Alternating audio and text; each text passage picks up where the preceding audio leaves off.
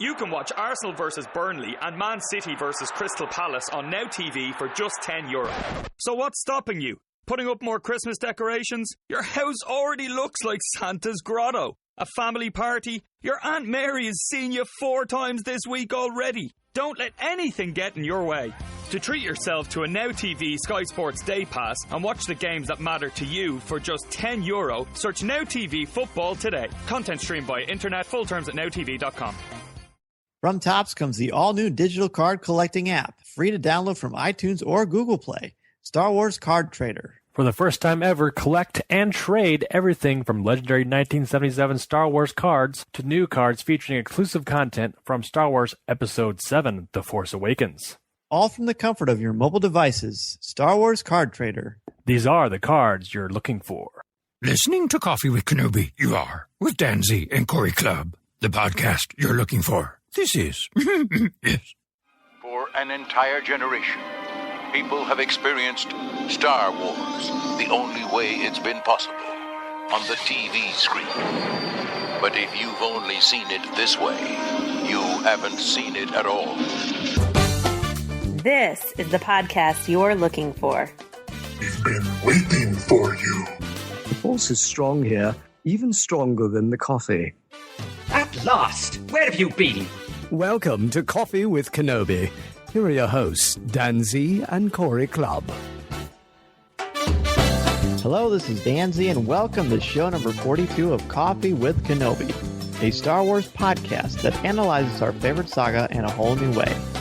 Filling in for Corey Clubb is our good friend and co-host, Jeff McGee. Hello, everybody. Be sure to check out our website, www.coffeewithkenobi.com, for the latest press releases from Lucasfilm, Disney, and much more. A very special thank you to our media specialist, Lisa Dullard, for always being on top of things and for bringing you spoiler-free news from the world of Star Wars. And as always, I'd also like to invite you to head over to marvindogmedia.com to check out some of the podcast offerings we have there, from Bantha Banter, a Star Wars chat show, through Talking Toys with Taylor and Jeff, and the pilot episode with my buddy Corey, where we discuss the first episode of a different TV series every time. In today's show, Cole Horton joins us as we discuss our topic for show number 42, Star Wars and History. Cole's writing on StarWars.com is a must-read for fans as he dissects and analyzes the parallels between the two. He will also share with us news on his new book, Star Wars, Absolutely Everything You Need to Know, as well as the other things that he is working on. We will also talk with Disney aficionado Jim Hill as he discusses the latest news on the Star Wars presence in the Disney theme parks, and Mark Van Ohlen joins us to discuss the latest from Topps. And our special correspondent Ted shares his experiences at the D23 Expo. A huge thank you to Mediocre Jedi, Mike Audette, Neil Lowry, Dennis Keithley, Matt Moore, Lillian Torres, Richard Rutledge Jr., Angela Souse, Chris Perillo, Graham Densham, and Jesse for their contributions to our Coffee with Kenobi Patreon page. We are overcome by your generosity and kindness, and we truly do appreciate it. And now, let's see what's brewing in the Star Wars universe this week. Oh, wait. This is interesting. You found something. I'm about to let everyone in on the secret. The D23 Expo featured some of the most stunning Star Wars news since Disney announced the purchase of Lucasfilm. And Disney expert and theme park aficionado Jim Hill is here to tell us all about it. Welcome back, Jim. Hey, Dan. Hey, Jeff. How are you guys tonight? Doing great. It's a joy. I do also want to publicly thank you for coming to our podcast stage at Celebration Anaheim. No, that's, you guys put on a nice show. And that was back during the Star Wars weekend, though, wasn't it? That was in April. Yep. Mm-hmm. Celebration Anaheim. Yeah, it was pretty fantastic. Pretty fantastic experience. So can you give us kind of an overview of what went into the planning of Star Wars Land, and what do we know so far? Well, to be honest, it all sort of kind of ties back to the deal. I mean, everybody at this point knows the story of what happened when they were opening Star Tours, The Adventures Continue in Orlando. George Lucas and Bob Iger had breakfast that morning in the Brown Derby, and this was before they went on stage. And I don't know if you've seen the video of the elaborate film sequence of the two of them supposedly as Jedi Knights battling their way from Star Tours to the stage in the middle of the park, but this was before that, and they were just sitting down for breakfast. And face it, Iger is kind of the deal of or the king of acquisitions, and having brought Pixar into the fold in 2006, and then in 2009 cutting the deal for Marvel. So here he was sitting with George, and it's the work had gone well on Star Tours: The Adventures Continue, and again, let's remember that George actually said no to Disney updating Star Tours during the Eisner years. He was kind of upset with the upkeep on Indiana Jones and that sort of thing. So there was actually a pod race version of the ride that was supposed to go in pretty much around 99, 2000, just as that one went out into theaters. But Lucas was ticked off at Eisner for, just not keeping the stuff that was there bright and shining up to the Disney standard. So, even though the Imagineers had done all the work, he said no. And so now jump ahead, a decade, and, not only had Lucas come on board or, said yes to Bob Iger and the Imagineers, they'd done this elaborate branching version of Star Tours. So it had been a nice collaborative moment at that point. And so over, the two of them are kind of health nuts. Over a relatively healthy breakfast at the Brown Derby, Iger just sort of floated, have you ever thought about, selling Lucasfilm? And, George sort of flat out said, well, no, not really. But if I were, I'd sell it to you guys because Disney has a gift for keeping properties evergreen. And, so that sort of opened the door. And 8 months later, Lucas gives Iger a call and said, that conversation we had? And it's like, yep, let's go forward with this. And so now, so jump ahead, and this is, look at where we are now. I mean, we've got The Force Awakens has wrapped, and, we're shooting Rogue One now. We're hearing about directors being selected for, Star Wars, 8 and 9, and, and so this is the Disney company really getting serious about making the most of this particular property, the Star Wars property. And so the Imagineers have been at work solidly on this idea for the past 2 years, and it's mutated numerous times. In fact, what's kind of interesting about what they finally arrived at, and again, we're going to see versions of this land. They're not going to exactly be mirrors. A lot of that have to do with the footprint of the places they're going to be dropped in the individual parks. But they're both going to be approximately 14 acres of attractions, and elaborate and immersive environments for us to explore. But it was kind of interesting earlier this year. The word had come down that the board had, in essence, pushed back against Imagineers, the Imagineers' first take on this, because they felt it was just more of the same. It was kind of the Tatooine Traders type building, and it was, it was, very heavily leaning on Mos Eisley. And what's kind of interesting about what Disney's decided to do here is what they eventually came down to do is that this is a relatively loose configuration of the Star Wars universe, with the idea being that if you're a fan of the original trilogies, those elements are there. I mean, for example, there's going to be an attraction where you can, you get to pilot the Millennium Falcon. Likewise, there's going to be a cantina experience, not the Mos Eisley cantina, mind you, but in fact, in a fun little way to tie it directly back to the Mos Eisley cantina, this restaurant, which what I was told this weekend, they haven't decided yet if it's going to seat 300 people or 500 people. But it's going to be the approximate size of Be Our Guest at Walt Disney World. That's a good size restaurant.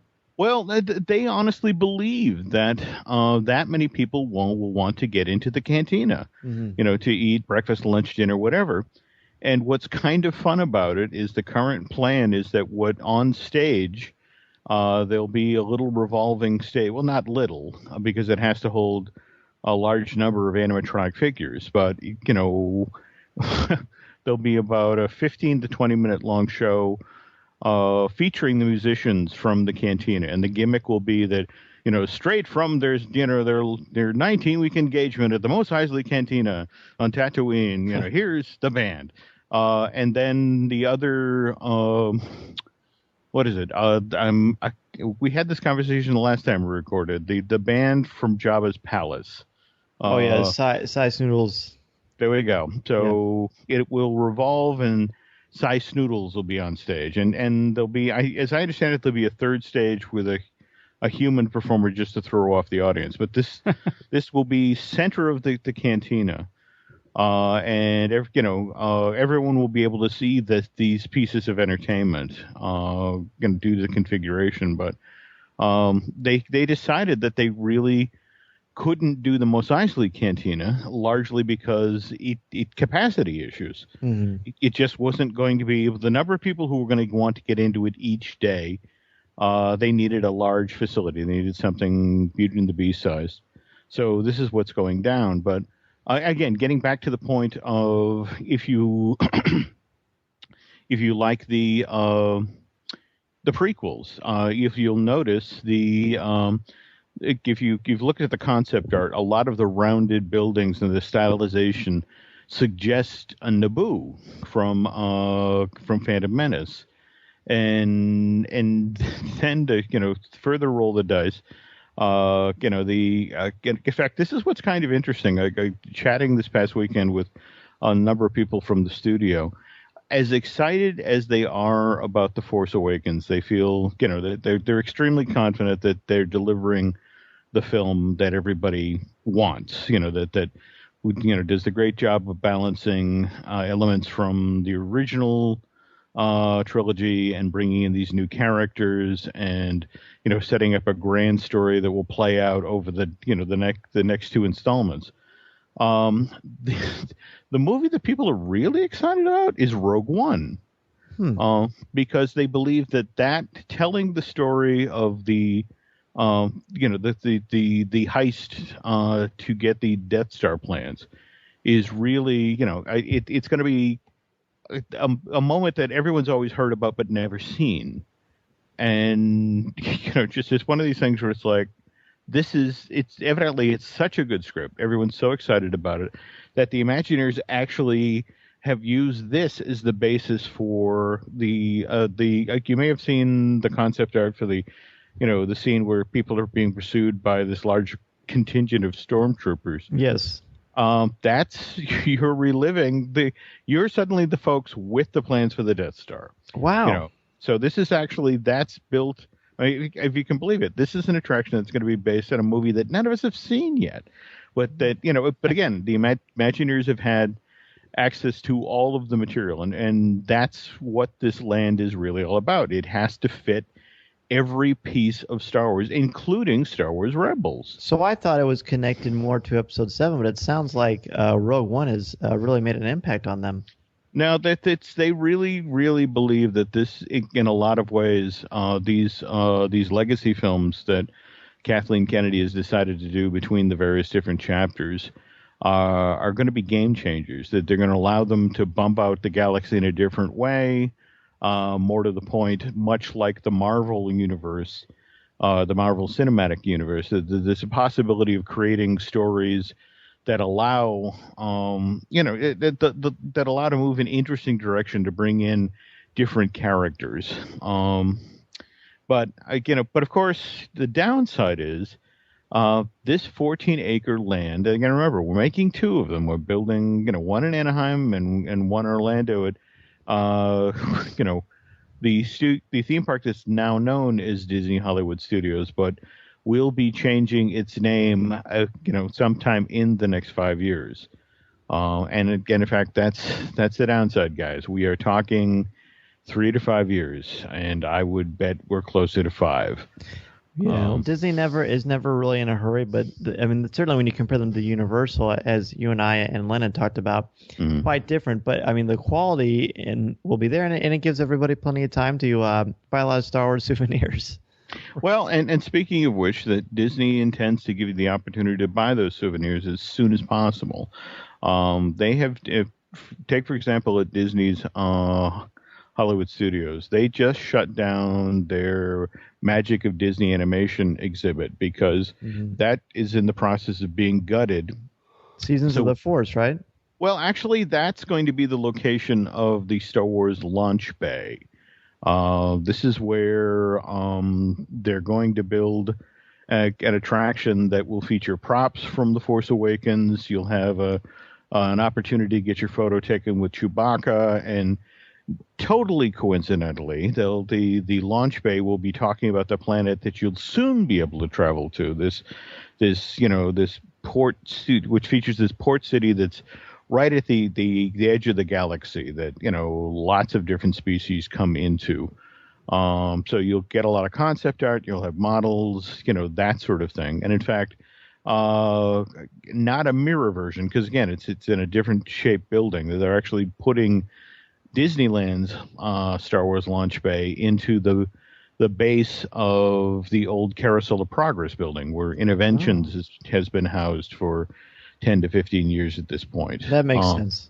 And then the interesting thing, though, is that you're going to have two Disney franchises right on top of one another, because the upper floor will remain sort of a superhero hall of fame for the Marvel franchise. So, in theory, in one building, you can go from what's now Disney's big live action franchise to the one that Disney hopes will be its next big live action franchise. Right. So it's basically heaven for all of us, is what you're saying. Right. Well, yeah. And again, though, it's just what's kind of interesting is that one of the buttons they've been hitting very, very hard is that this facility will give folks lots of opportunities to interact with the Star Wars Rebels characters.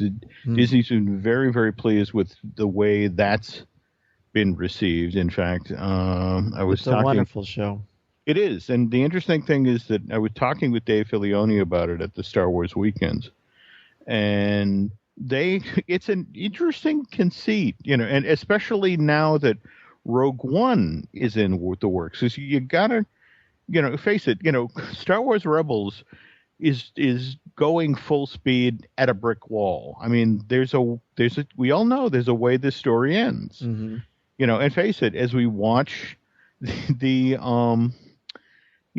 we watch New Hope, none of the characters we've been introduced to, the main characters of Star Wars Rebels pop up in that film.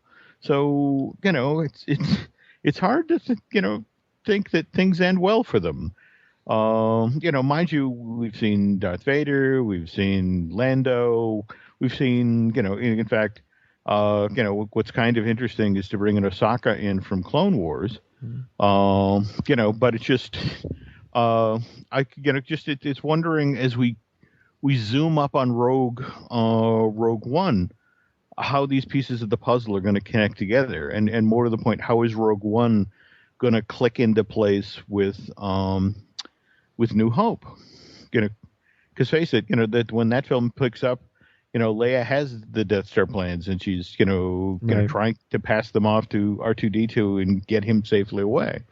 So but again, that's I think what's kind of interesting about what's going on in Star Wars or the Lucasfilm right now is there really is this sort of attempt to ape what the Marvel Cinematic Universe is doing, just creating this large canvas that and the notion that there can be fluidity between the two, the properties. I mean, much the same way that you'll see on Agents of S.H.I.E.L.D., events that actually happen in the films, whether it's, Age of Ultron, and, where that helicopter carrier came from. The Agents of S.H.I.E.L.D. actually explained that, Agent Coulson had been, siphoning money away to build that thing. So they're looking actually to do kind of the same thing with the Star Wars universe. That Star Wars Rebels and Rogue One and New Hope will all be one continuous piece of narrative at some point. Which is just staggering. It's the kind of things we've been thinking about for a long time. Well, they're starting to run it the way the Marvel Studios are doing it. They're running it almost like one huge television series. The template is with there. Showrunners and everything, and I think it's very exciting. But at the same time, it did come at a cost. I mean, think about all of those books, that the Legends line, yeah, and everything that just sort of like, when they hit the button and decided this is canon and that is not. There were a lot of people like, but it became CANNON for some people instead of CANON because there was a lot of hurt feelings. But I think they've been pretty recovered. Are you hearing people upset about losing some of the things that have been lost, especially at Hollywood studios, to add this in? I can't fathom that there are, but you never know. Well, actually the park I've been hearing the most concerned about isn't Disney Hollywood Studios, because let's face it, they haven't made movies or television there in years. No. So this would be a wonderful addition. There's actually been some interesting comments pop up online about how this could be a really bad thing for Disneyland, and it's an interesting argument. In fact, Rick West of Theme Park Adventure is the one who's really sort of thumping the tub for this. But what Rick is suggesting that, it wasn't a bad thing when Star Tours came in January of '87, or Indy came in what was that, 90, 91? That sounds about right. Yeah, 90. Because they were individual attractions that actually fit into the lands they were in. I mean, Star Tours was a wonderful fit for Tomorrowland, and Indiana Jones Adventure was a wonderful fit for Adventureland. But now we're talking about a land that is only one IP. I mean, and a giant land. This is 14 acres.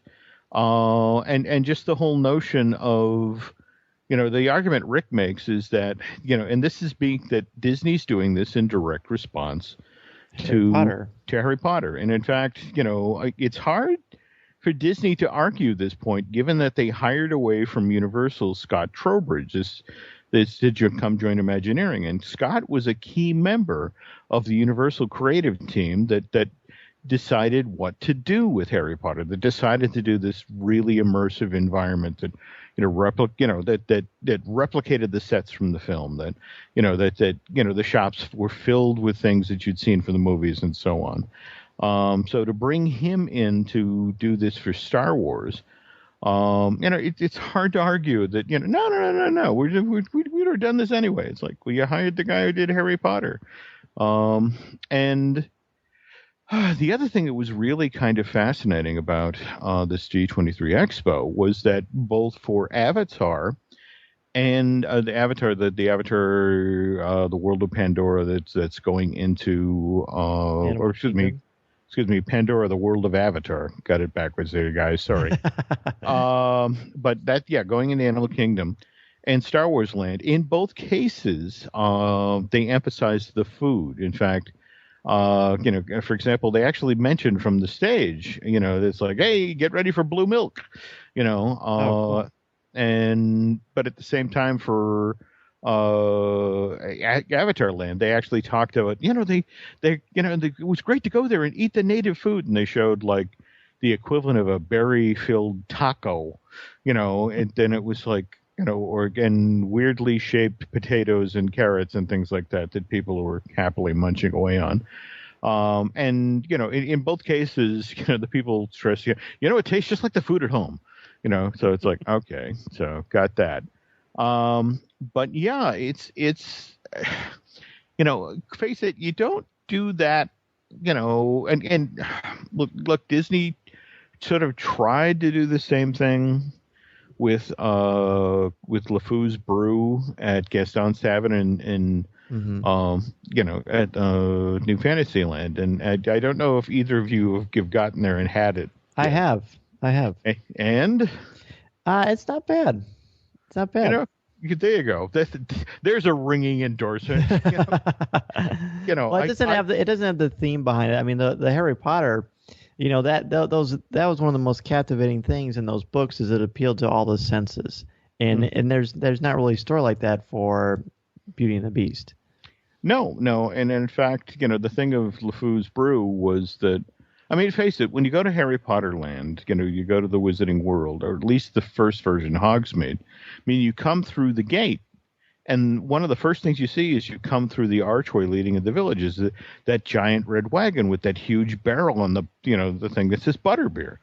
And, that coupled with the fact that J.K. Rowling wanted to be responsible. She's one of these people who's very into trying to do the right thing, and she had, as the park was being developed, or this land for the park, there had just begun to be stories about how bad corn syrup was for the human body, and that, so she kind of laid down the law. She said, look, if you look at the books, they never mention Pepsi, they never mention Coke, they never mention carbonated beverages, so those can't be in the Wizarding World. And Universal, to their credit, honored that. And it's like, okay, so we won't have those in there. And but it's the combination of the placement and the fact that you can't get soda in the land is one of the reasons that that this butterbeer became such a huge seller. That coupled with the fact that it was in the movies, in the books, and that sort of thing. But they also sort of, they tweaked the formula, so you really had no choice. You came in, you saw the giant red thing, and it's like, oh, and look, it comes in a souvenir mug. Okay, I got to have that. And it actually is delicious.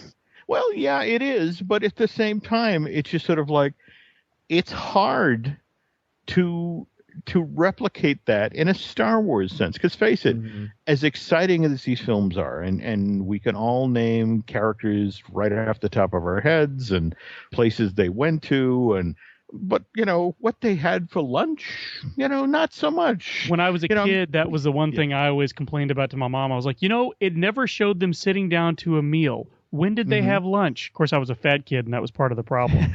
Well, in fact, Len makes the joke that he bets that in The Force Awakens, there are going to be no less than 5 scenes where they eat. And in fact, boy, this Bantha burger is really good. Don't you think so? It's just like, the lack of subtlety when it comes to food items may be astounding. But they need it. They need those things that, I think we talked about this the last show, that outside of the cantina, the only restaurant that I remember out of the entire film series is, that Dex's Diner. That's right. In episode 2. Mm-hmm. Yeah. And so. And that was not a place I would want to eat in. So. No. Well, if you're trading information, That's right. Very American Graffiti, that scene.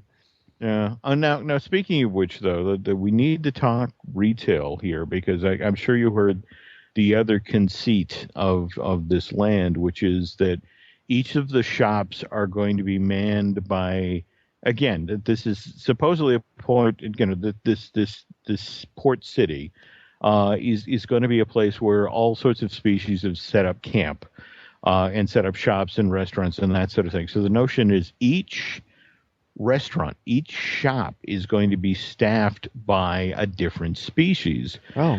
And so, this is, kind of an intriguing concept, because it means that each individual cast member that works in this place, it's not a question of, like on Main Street where, the Main Street USA at the Magic Kingdom, where people who work at the Emporium wear, pretty much the same outfit as the people who work across candy counter across the way. So if you need extra people, you can pull people in, and it doesn't really matter. They're all dressed for the turn of the century.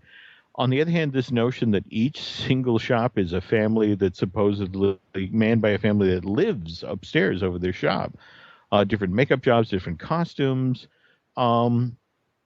This is kind of going to be an operational challenge. Yeah, the manpower, the cast members will be tricky. And that coupled with the fact that everybody is going to have to I mean, and in much the same way as Harry Potter. I mean, everyone who worked at, originally the opening crew at Harry Potter, they actually had to take quizzes before, as part of the hiring process. And then those that knew enough going in were then given additional material that they had to study, so that if they were quizzed by, people coming into the park, that they would, they'd be able to, well, that's Professor Quirrell. In fact, what's kind of interesting about Hogsmeade is it's actually set in a really precise time. It's actually set in the middle of the Triwizard Tournament in what is it? Harry Potter, Goblet of Fire. Yeah, right. Goblet of Fire. In fact, you can tell it's that because, for example, as you're walking up the hill to go into the Dragon Challenge, they have all of the posters up. The yay for Potter, that sort of thing. I mean, it's a very specific time. Diagon Alley's not, a much looser frame. They didn't lock themselves in the same way. So, and we can pretty much expect the same thing with the Star Wars land, because again, it's got to be flexible enough that, characters from the original trilogy can be there, characters from the prequel, and characters from these not only this new trilogy that they're doing, but these legacy films, Rogue One, and if what we're hearing is true, the young Han Solo film. Well, and they did confirm that. I want to ask you, was there much buzz about the fact that it went from anthology films to being called a Star Wars story? Well, I mean, it just, I think, face it, that this is, the way Disney works is, they're a company that is in fact driven by story.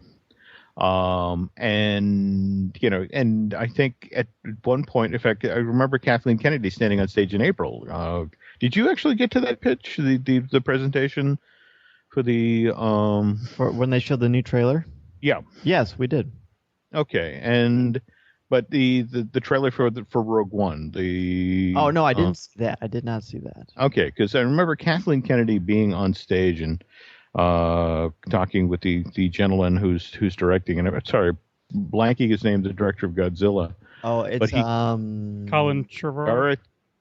No, that's episode 9. Sorry, Gareth Edwards. Gareth Edwards. Yes. Gareth Edwards. Because he's a, I mean, you couldn't ask for a more Star Wars, person in your life. I mean, for example, he on his own traveled to Tunisia, went to the locations where they shot, the Uncle Owen and Aunt Beru's house, and actually brought milk and blue powder with him so he could drink blue milk in that building. And that was one of the pictures they showed in the presentation. So trust me, folks, the right guy's making the first trilogy. That's wonderful. But anyway, but before we step away from Star Wars land here again, so remember that 3 to 5 years, but next year we're going to kick open the doors for the Star Wars launch bay at both Disneyland and Disney's Hollywood Studios. And that's not the end of this year? I thought it was, they had said, on Stars.com they said the end of this year. No, it's going to be next year, because remember, that's you're going to see the new film elements folded in addition to the season of the Force event. Okay. Will that replace Star Wars Weekends, by the way? Is that going to go away? I think the word you're looking for is extending Star Wars Weekends. Good. Good to hear. In fact, you have to understand that all of the theme parks in Florida have looked at Epcot and just like, well, how can I get a flower and garden? How can I get a food and wine? And Star Wars Weekends was close, but it was always 4 weekends, 5 weekends. I mean, I remember I remember when it was only 2 or 3 weekends. I mean, they just kept bumping it out. So now, just the whole notion of, hey, how would you feel about 10 weeks, 11 weeks? This is going to be of size, and coupled with the fireworks show and the launch bay, getting people excited about the addition. But this will be the thing that sort of tides folks over till, we actually get the thing up and running. And near as I can figure, they are going to try to get it all open at the same time. On both coasts. Yeah, that, just in one big, sort of burst. Though, to be honest, Disneyland has the tougher row to hoe. In order for them to build this thing, they actually have to tear down a number of things from backstage at Disneyland. They're going to have to relocate the train route. They're going to have to take the pony farm that's back there where they keep all of the horses that pull the trolleys and move that off-site. There's some parade warehouses and that sort of thing. There's a lot of chess pieces that have to move around the board before they can get this thing open. So it's entirely possible that there may be some lag time in Anaheim.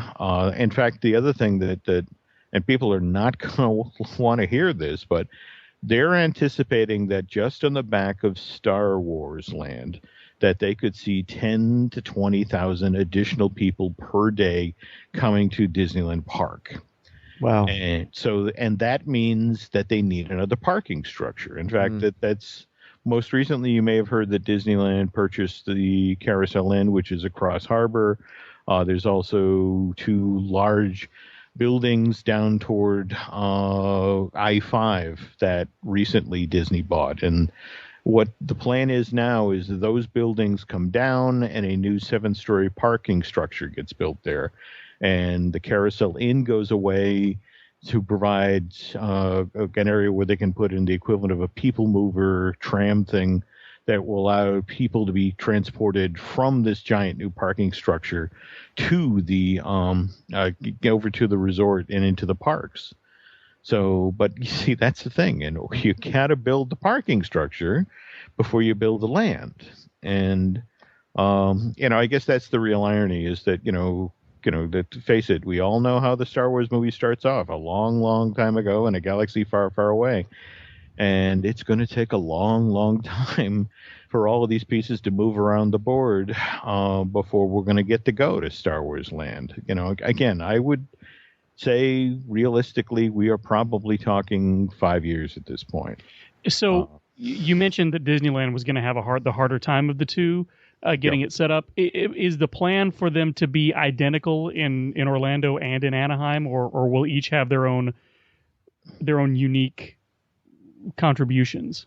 There may be individual stores that are, it's kind of interesting if you make the comparison with the, for example, the Wizarding World of Harry Potter that was built at Universal Studios Florida versus, the Universal Studios Japan.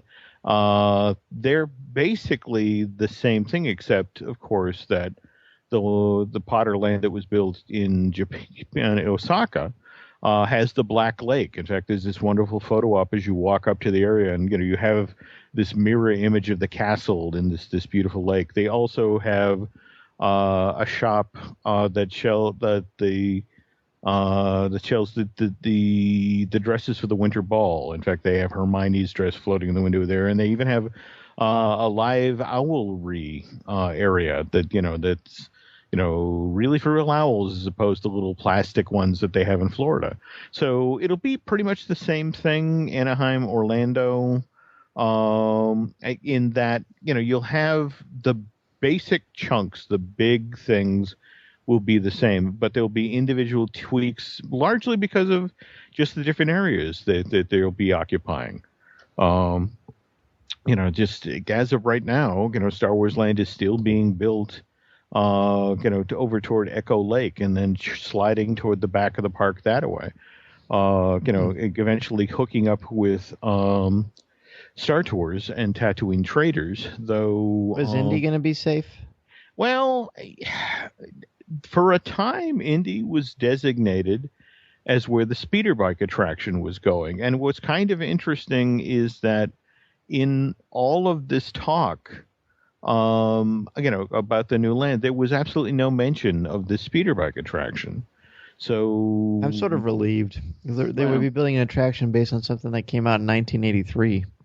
Yeah, but on the other hand, those that rode the test version of it, even with its rough animation, said it was really, really cool. It was, but the interesting thing is that much of the same technology, that you're on a riding vehicle with a screen that goes, sort of wraps around you, is now going to be used for Flight of Passage, the Avatar attraction, where you basically climb the cliffs of a floating mountain and then fling yourself off. Sounds like Soarin' in a way. It is. It's only Soaring, sort of married to a ride vehicle that you're straddling. In fact, a friend who's done the tests on this said, what's really bizarre about getting on the back of the faux Banshee is that the way the seat is configured, you can actually feel the creature breathe. The ribs expand. Wow! So it's one of those things. Really helps sell the notion that you're about to do something very dangerous on the top, on the back of this giant creature. So and at the same time, there's some talk of that Star Wars Land will have very similar things. That there's in fact, one of the quick pieces of art they showed as part of the presentation and the Star Wars portion of the Disney Parks and Resort presentation was guests on the back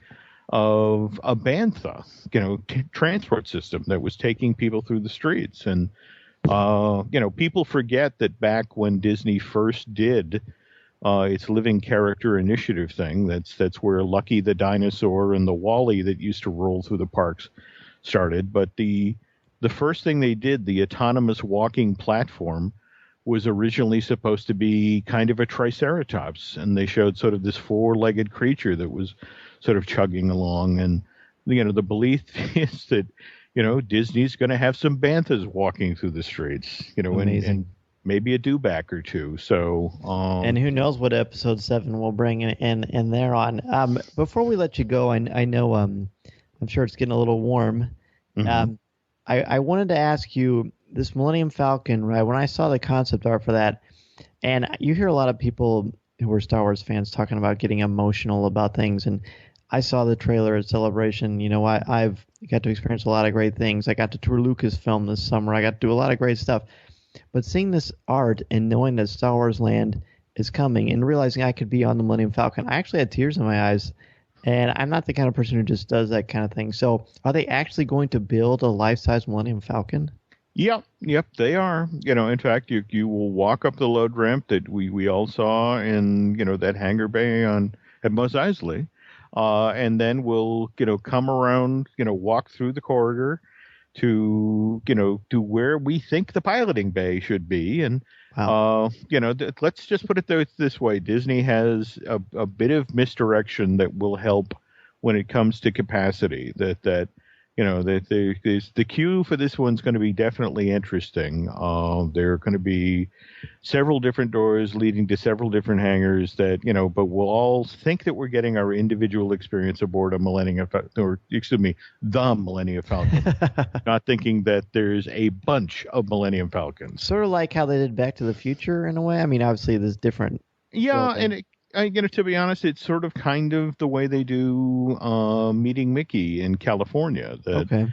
When you go to Mickey's house and you go out back to his movie barn, what people don't realize is when you enter that space, there's, it looks like there's one door and a bunch of shelves filled with film cans and props and that sort of thing. And what people don't know is that as soon as you go through the door, the cast member who's in the room rolls the the bookshelf down the wall, and on either side there are two doors that that are hidden, depending on where you push the bookshelves to, can hide how you enter. So expect the Millennium Falcon to have experience to have much the same gimmick, that you'll enter a sort of a neutral space in the queue, and there'll be one door, but you won't realize that thanks to propping or that sort of thing. There are actually multiple doors and multiple ways to multiple Millennium Falcons, but that doesn't matter. We're all going to get to pilot the Millennium Falcon. So, it's a dream come true.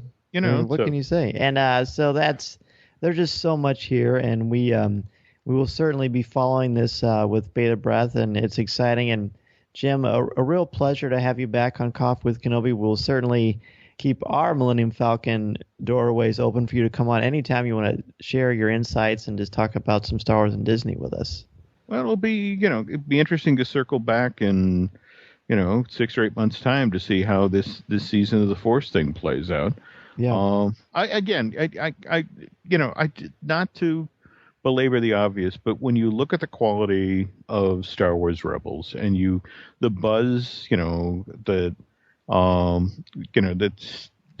way they've been rolling out Force Awakens, and the obvious care they're already taking with Rogue One and that sort of thing.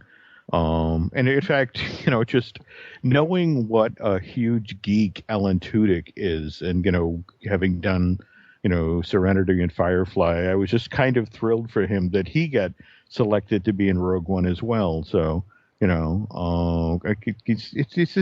a really nice guy. I got to chat with him when he was doing King Candy for Wreck-It Ralph, and I'm happy to hear that he landed this gig as well. But yeah, I really think that this is all going to work out for Star Wars fans. And I know it's been tough. I know that, again, the whole reboot of the canon and all that, but it's worth the wait. It's worth the wait. And I think it's in the right hands. Kathleen has a vision for what she wants to do with this whole franchise. And, in fact, it says a lot about Disney and Kathleen that, think about it, at the live action presentation, they knew they had a room full of Star Wars fans that were there to see the original cast, and, were thrilled that Harrison, unlike what happened at Star Wars Week, and that Harrison actually made the appearance. But they knew they could not send these people out the door without giving them a taste of Star Wars land. And even though that, later that same day, they were going to reveal, everything that was going into the parks, they still felt like while they had these people in the room who were excited about the films, they had to show them what they were doing in the parks. Yeah, that was the highlight, I think, because it was something. I mean, heck, we remember D23 a couple years ago. We saw crates that said Orange Harvest, and there was absolutely nothing. And that was very frustrating. But I got to tell you, on Saturday when we found out all that information, it was very worth the wait. As is always having you back on Coffee with Kenobi. So where, Jim, can people find you if they want to ask you a question or just say hello? Well, these days I am doing a lot of work with Len Testa. We are doing the Unofficial Guide Disney Dish podcast. You can go to iTunes and get that. We've also begun doing some stuff for Bandcamp, a lot of exclusive shows over there. In fact, starting in September, we're going from 2 shows a month. We've been doing a series called The Chronological Disneyland, where actually the next one we're going to do discusses the development and construction of Space Mountain. And another thing, just the Disney Dish show where, oddly enough, we talk about things like this today. Perfect. But starting in September, we're actually doing bumping out to 4 weeks of content. We're going to do literally a show where people can send in questions, and we'll be answering them at the thing called Y4. And then it's actually the second series that we're starting that I'm most excited about. It's going to be called No Short Stories, and the gimmick is to do over 3 and 4 different nights or days a multi-part story. And the next one, the inaugural series will actually be about taking the Muppets from when Jim Henson died and, the Disney deal fell apart to this new ABC series and what happened with the Muppets in between.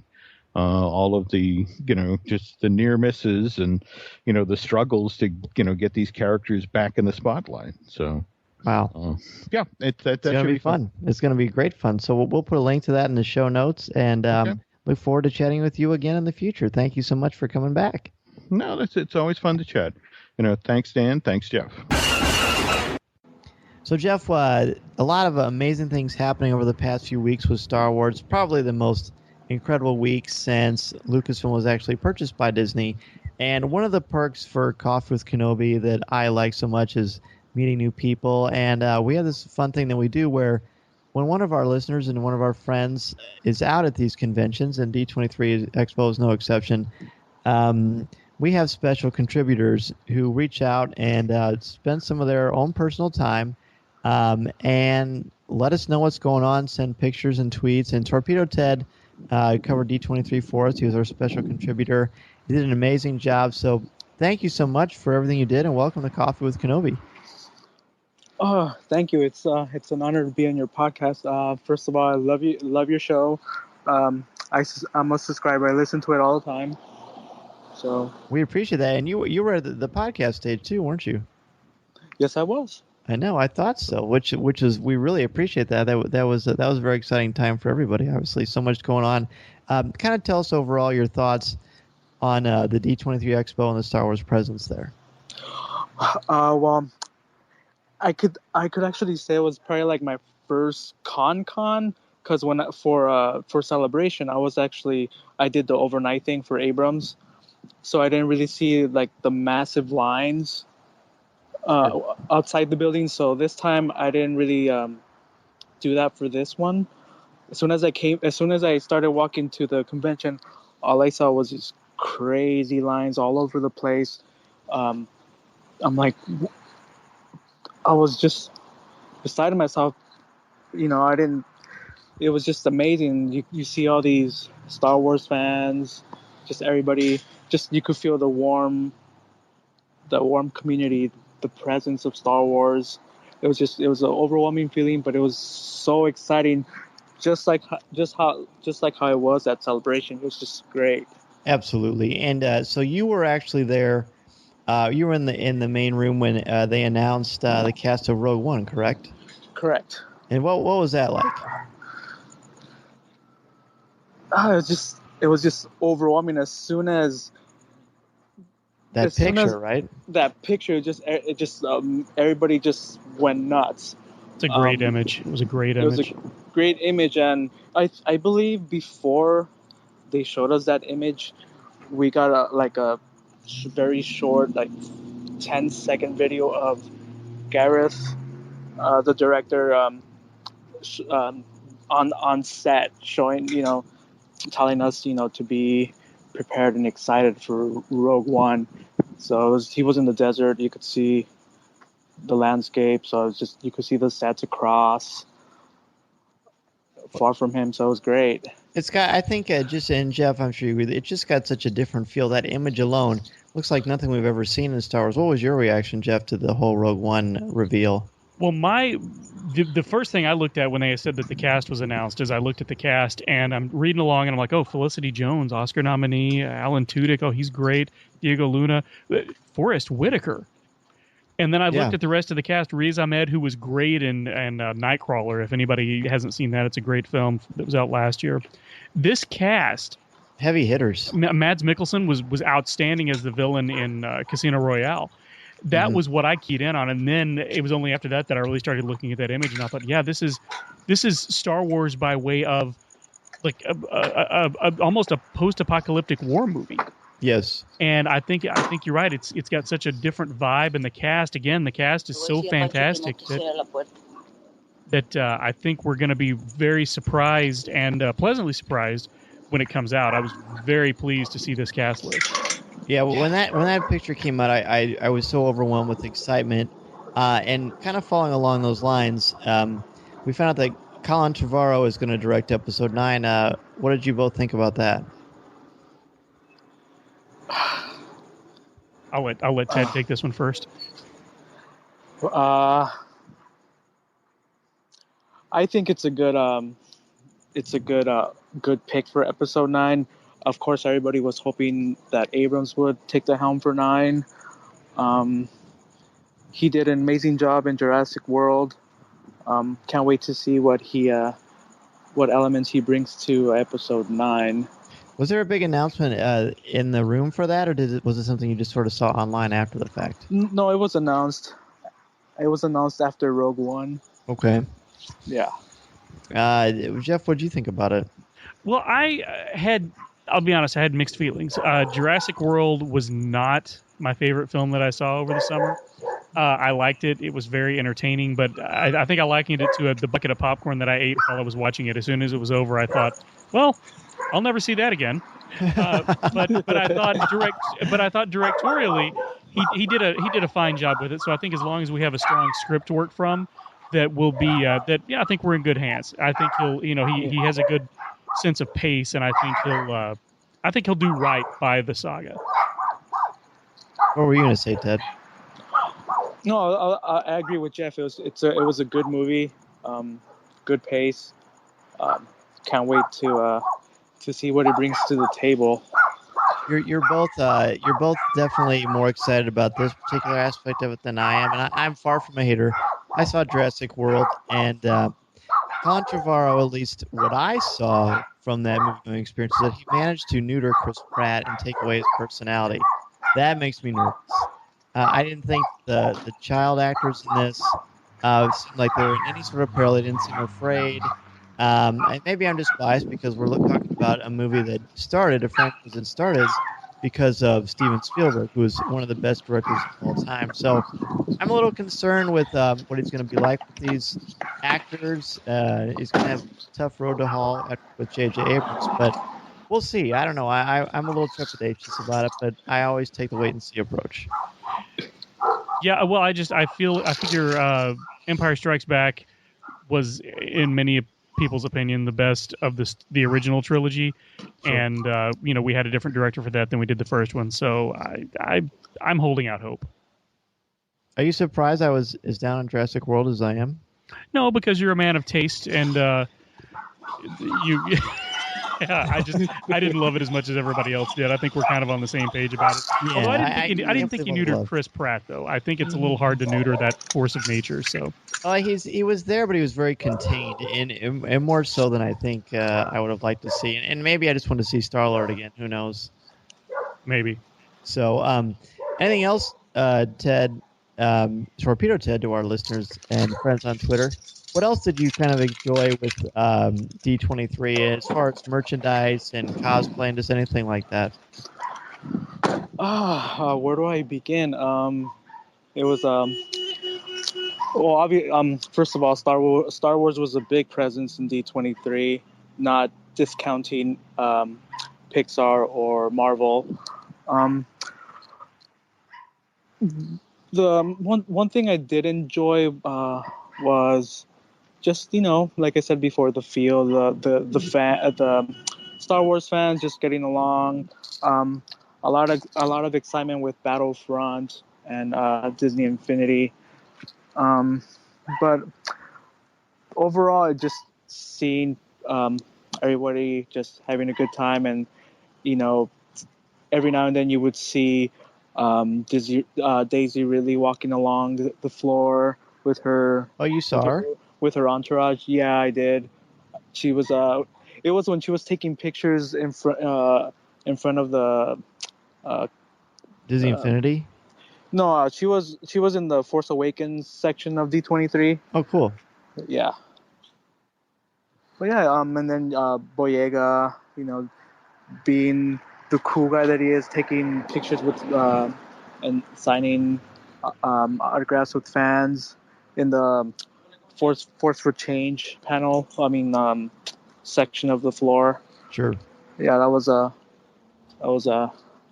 pretty awesome. Pretty awesome, yes. It's nice to see that the fan relations are so alive and well, and that they not only Star Wars fans, but they're good people too that actually seem to care about this. They're not taking it for granted. They're enjoying it as much as we are, which is nice. So yeah, very good. Go ahead. No, yeah, I was gonna say the first day was great because I went to the Legends panel. So obviously George Lucas on stage. Oh, you got to see the man himself. Yeah, everybody went crazy when George came out. I'm having fun with Bob Iger, CEO of Disney. So that was great. Took some pictures of that. I think I posted one of George on my Twitter page. You did, and George revealed that Goofy helped inspire Jar Jar. Was he serious about that, or do you think he was just having a little fun? I'm gonna say he was having fun with Bob when he said that, but But who knows? It might be true. It'll be something that those guys on Coffee with Kenobi will debate, I bet. Yeah. and I do want to say thank you. Torpedo Ted did something really awesome. He was at the expo, and of course, obviously, and he picked me up the Star Wars Rebels Vinylmation. So thank you so much for doing that. I appreciate it. Oh, you're most welcome. I was, like I told you before, I was hoping to get a set of my own, but by the time I got into the store, they were completely gone. Oh man, well, I mean, Torpedo Ted Jeff is a rock star. He got the copy of the Drew Struzan poster. He's given it to Corey, which is super, super cool. Wow, very generous, very, very generous. Yeah, That's very cool. You're a good man, my friend. And while we have you on the show, we got to ask you our 5 questions. Yeah, go ahead. Before you do, like I told you, you're also getting the poster in the mail. Remember, we're talking about that, the poster. Yeah, you're also getting that with the figures. Oh my gosh! So you'll be getting your 2 packages on Thursday. Wow. Well, thank you so much. It's very, very kind of you. I really appreciate it. Yeah, you're welcome. Anytime. It's awesome. So let's do this, my friend. Favorite part, asking these 5 questions. Jeff, you want to ask the first one? Sure. Torpedo Ted. Very simply, what is your favorite Star Wars movie? I'm going to have to say Episode 5. Empire. Yeah, Empire, no question. Very cool. Who is your favorite character? Boba Fett. I have him tattooed on me. Oh, nice. Oh, well, that's serious commitment. Nice. Do we want to know where? Oh, sure, just on my right arm. Oh, okay. I have Excellent. one of his insignias on me. I plan to get the other one pretty soon. That's very cool. Ironically, my right arm is where my Torpedo Ted tattoo is. Nice. Right? You should send a pic. I will. Torpedo Ted, what is your favorite line of dialogue or film moment from the saga? Ooh, that's a tough one. There's so many. Thinker, yeah. That's a thinker.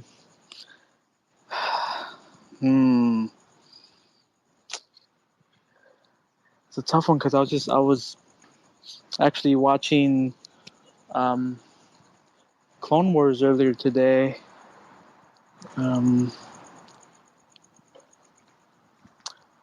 That's a tough one. The only one that comes to mind is Size Matters Not.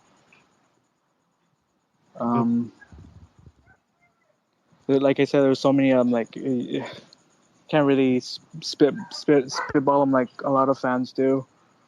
Well, that's an excellent one, and it's just a powerful metaphor through a lot of literature too. Yes, it is.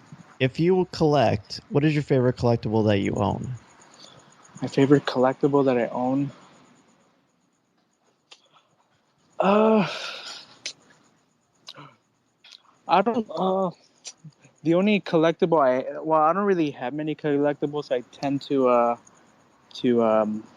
give them out to Star Wars fans.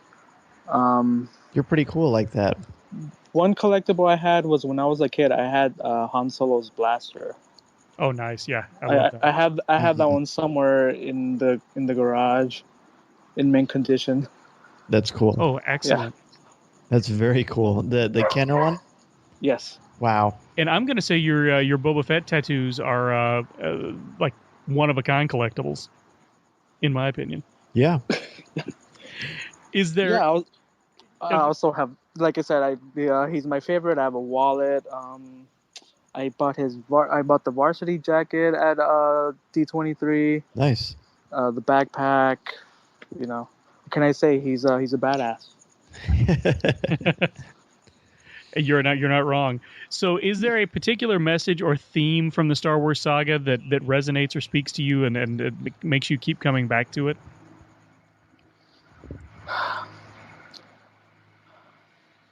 I would say, that's a very good question. I've always been thinking about that, because every time I see anything that's Star Wars related, I just get this warm, overwhelming feeling of joy and excitement. I start tearing up. anything that's Star Wars related, even the short clips that we saw at D23, I just started getting so pumped up and so excited. It's just the chemistry of the characters, just the overall environments, just the willingness to fight and believe, and just to believe is so it's very personal to me. It's very touching. It just makes me want to just be part of that world. Be part of that world. Can we just go right now? Can we just go into the future and just go enjoy to Star Wars land? And exactly. Oh yeah, no kidding. I agree. 3 to 5 years is what we're hearing, and we're looking forward to that. Where can people get in touch with you if they want to ask you a question or just say hello? They could just go to my on Twitter. I am Torpedo Ted at laughing_says. Okay, and we will certainly put a link to that in the show notes. It's been awesome to chat with you and have you on Coffee with Kenobi. And again, thank you for all you do for the show and for me personally. And we look forward to chatting with you in the future, and we will certainly see you online. Thank you guys very much. You guys are awesome.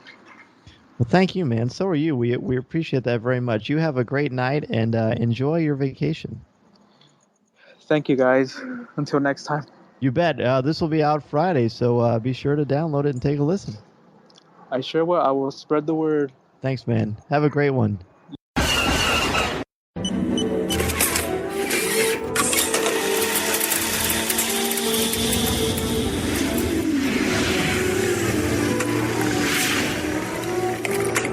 And now, your espresso shot with the Bearded Trio.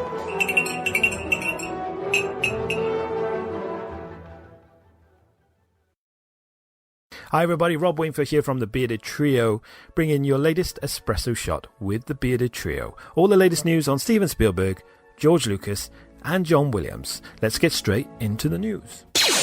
Now, a couple of Jurassic Park fans have managed to get themselves a dinosaur leg off eBay. Now, it's not a real dinosaur leg, it's from the 1993 Spielberg classic Jurassic Park. It was actually used in the film. Joel Squires, who's from Southend in the UK, said, I was searching eBay with a friend as the new Jurassic World came out. We came across the leg and made a bid, never thinking we would actually get it, as we thought it would go for thousands. There was a £2,000 bid that beat us, but they pulled out and we won. We were so excited. Now, the actual leg went for £820 in the end, which is a bargain when you see the size of the dinosaur leg. The problem is that it won't actually fit in their room, so they don't actually know what to do with it. They are thinking of donating it to a museum. It's amazing what you can pick up off eBay these days.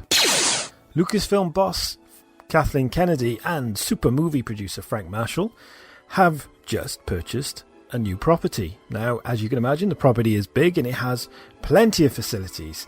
Reading about it, I read that it has a formal dining room, a bar, an art studio, a den, a gym, a library, a study, a media room, dual offices, 5 bedrooms, 5 full bathrooms, and a powder room. Outside it has obviously a swimming pool, a spa, trails, and a tennis court as well, surrounded by mature oaks and sycamore trees.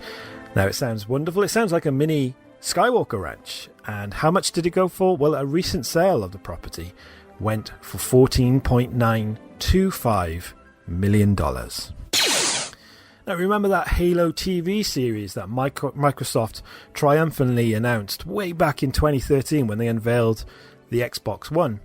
In fact, they had Steven Spielberg via a video saying that he was excited to be on board and he was going to be producing the TV show. Well, since then we haven't heard that much about the Halo TV series, and in fact last year the production house Xbox Entertainment Studios actually shut down, but Microsoft were quick to assure worried fans that the show would not be affected.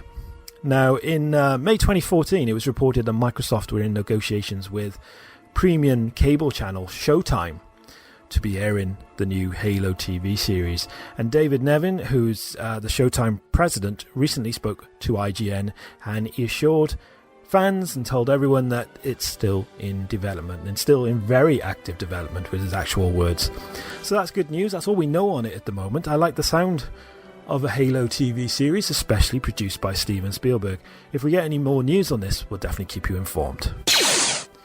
Congratulations to George Lucas, who received his Disney Legend Award at the D23 Expo. We all know all about the Disney D23 Expo from all that Star Wars news that came out. But George Lucas received his award, took to the stage and gave a speech. And here's a little clip explaining where he got the inspiration for everybody's favourite Star Wars character, Jar Jar Binks. I will say one secret that nobody knows, but this may get you in trouble. So, and that really scares them when I say things like that. Not very many people realize that Goofy was the inspiration for Jar Jar Binks. I know you look at him differently now. It's pretty obvious, actually. But I love Goofy, and I love Jar Jar Binks. Well, that's it for your latest espresso shot with the Bearded Trio. Two little bits of Spielberg news. First of all, Spielberg directed Cold War drama Bridge of Spies will see its premiere at the 53rd New York Film Festival, which takes place from September the 25th through to October the 11th. And we have also got a release date for another Spielberg directed movie, this time based on Ernest Cline's 2011 sci-fi novel Ready Player One, and that will see it hit the cinema screens on December the 15th, 2017. So that's it. There's your roundup of all the latest news on Spielberg, George Lucas and John Williams. I hope you enjoyed it. Thanks for listening, and I will hand you back now to the Coffee with Kenobi team. Goodbye.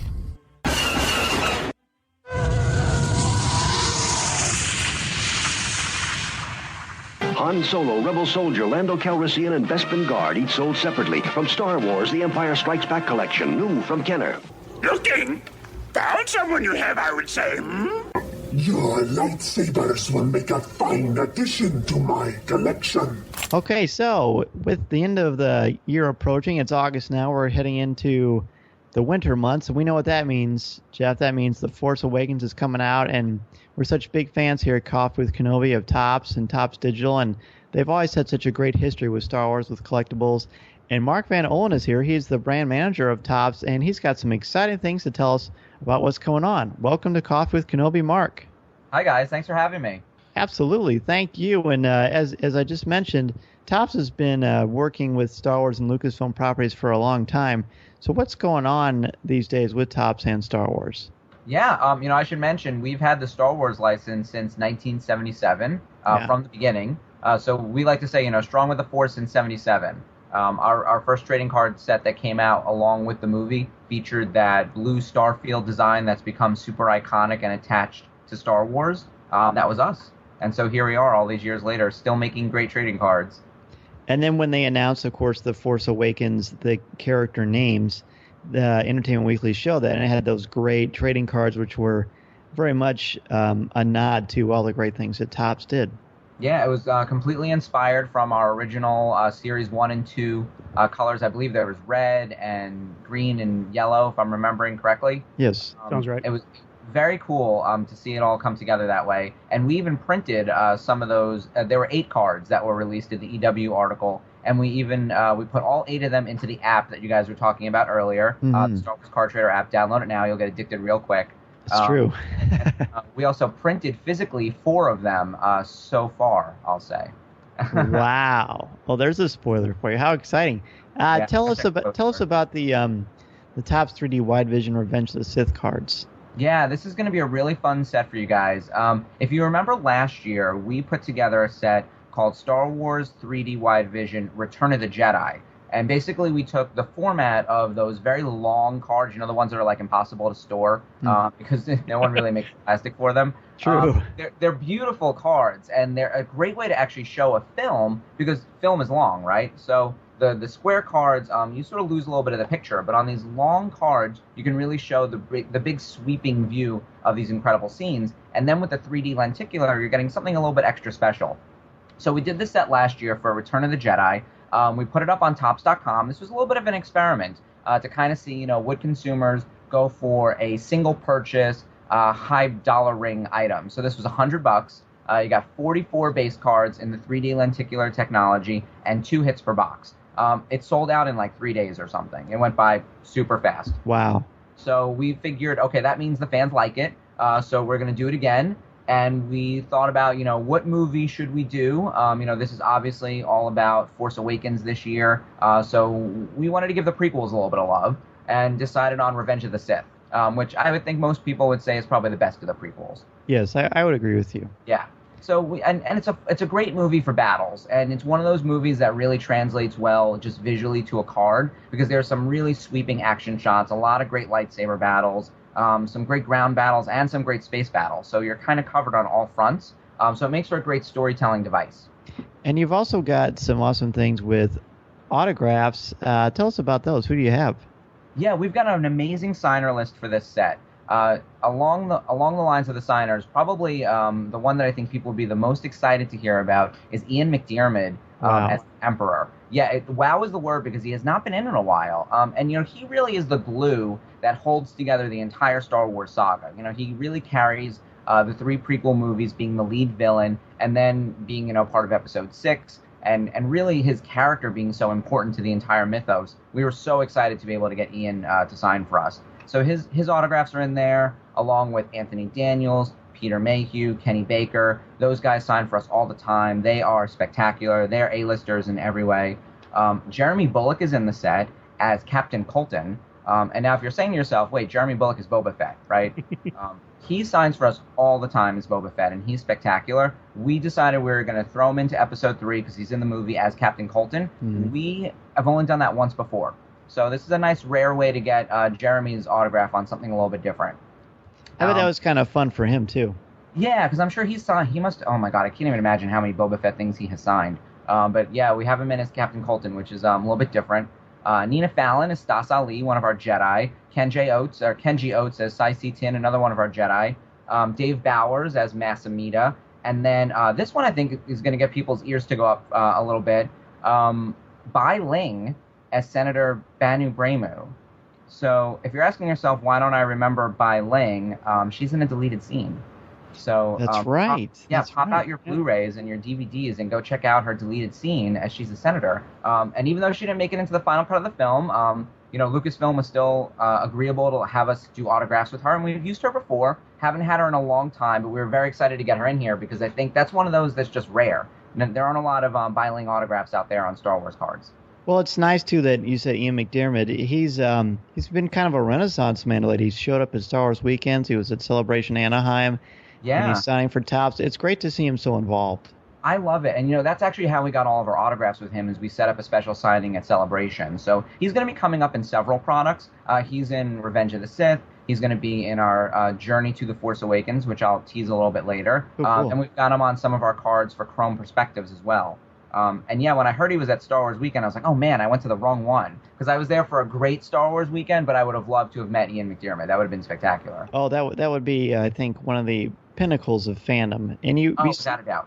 Besides the autographs, you've got some neat things going on with some medallions and patches and the sketch cards and artists. What's going on with all that? Yep, so I should mention that within the box itself, as I mentioned before, it's $100, single purchase. The 44 base cards tell the story of the movie, and then you get 2 hits per box. The first hit is a guaranteed sketch card. So it's a wide vision sketch. It's a beautiful, long sketch card. And since we're only making 2,000 boxes, we still kept a very large, artist list is what you would call it, so that they could each do a very small quantity of really high-quality, beautiful sketch cards going into the product. So you're guaranteed an awesome sketch from some of our favorite artists. And then the other hit will be either an autograph from one of the people I had mentioned earlier, or a patch card, or a medallion card. And so the patches, we've got 4 different patches to collect. They're beautiful, and I'll put up pictures on our Facebook page. So follow us at facebook.com official Top Star Wars. You'll see all the pictures coming out this week as we get ready to launch. We've got Chewie, Obi-Wan, C-3PO, and Darth Vader on patch cards. And they're sort of in that 1983 style from, like, Return of the Jedi. That's sort of the inspiration from there. And then we've got 8 different medallion cards. C-3PO, R2-D2, Chewie, Anakin, General Grievous, Yoda, Darth Vader, and a clone trooper. And we have those paralleled as your base, silver, and gold. Wow. Yeah, so we're excited about those. They're really cool looking. And I'm partial to the Revenge of the Sith clone trooper armor anyway, so they're going to be gorgeous, no doubt. Yeah, I really enjoy the artwork that we put on there. And Grievous just looks spectacular. You know, whether you like him as a villain or not, he's really visually interesting. So he is. For great cards. I've always loved Grievous. I know he's sort of the twitch your mustache escape before the fight comes to him, but I've always liked him. I think he's a gorgeous looking character, as you said, and Matthew Wood, of course, does an amazing job with the voice. And when do these go out for us to purchase them? So they'll be on sale exclusively on Topps.com on Tuesday, August 18th, probably around 12 noon Eastern time. We've actually already gotten people sending us messages like, what time is it going on sale? Since Jedi sold out so quickly. We are going to be setting a purchase limit on this one, so do be ready. And you can go to Topps.com now and sign up for the email list, and you'll then get the email with the on-sale announcement as it happens. And you said only 2,000 of these, correct? Only 2,000, and that's exactly what we did for Jedi as well. And they sell out in a hurry. Is there, and I realize you're here promoting Revenge of the Sith, but assuming it sells the way Return of the Jedi did, are there plans to go back and do one of these again next year for maybe Empire Strikes Back or Attack of the Clones? I'm so glad you asked, because now that, once you do one of something, it's like, oh, that's kind of cool, I'd like to have that. Once you do two of it, we've got two now, and there are going to be 7 movies. Don't you need the other 5? So I know for me, my shelf is going to look really weird just having those 2. So we're figuring out a way. Asymmetrical. Yeah, it's all imbalanced now. So I think we're going to have to, just for the OCD people out there like me. There you go. It's the right thing to do. Really positive. Yeah, I'm excited about it. And we have one on the calendar for 2016 that I can't talk about yet. That's definitely going to be in this format. And then I'm hoping that we can churn them out a little bit faster so we can catch up, because we have as many movies coming out as the years are coming up. Well, isn't it wonderful, too, that you're a fan and you get to work in this world that you loved as you were growing up as a young man as well? I'm so lucky. I know this sounds really cheesy. I'm sure everyone who's working on Star Wars is saying it's a dream job and all of that. And I really do feel it, and I really mean it, because I've been a geek my whole life. I've been a nerd and a geek, and I love Star Wars. I love Masters of the Universe. I collect action figures. I've got tons of trading cards. That's my life. I go to conventions all the time. And I actually got to go to San Diego Comic-Con this year for the first time, both as an attendee and also working the booth, which was spectacular, and it was so cool to just be there. But I go to conventions all over the country during the rest of the year. I just never really made it out to San Diego before. But it's kind of cool that these are the perks of my job. Back in January, we took a big trip out to Lucasfilm to sort of plan out everything we were going to do for this year and talk a little bit about, upcoming Force Awakens information that I don't know anything about, that I can't talk about. But it was a dream. We were outside and we all got a picture in front of the Yoda fountain. I just did that a few weeks ago. Isn't it like, it sounds so cheesy. I'm 30, and I'm 34 years old. I'm a full grown man, and I was like a little kid taking pictures with like the Boba Fett costume inside. Oh, it's the best.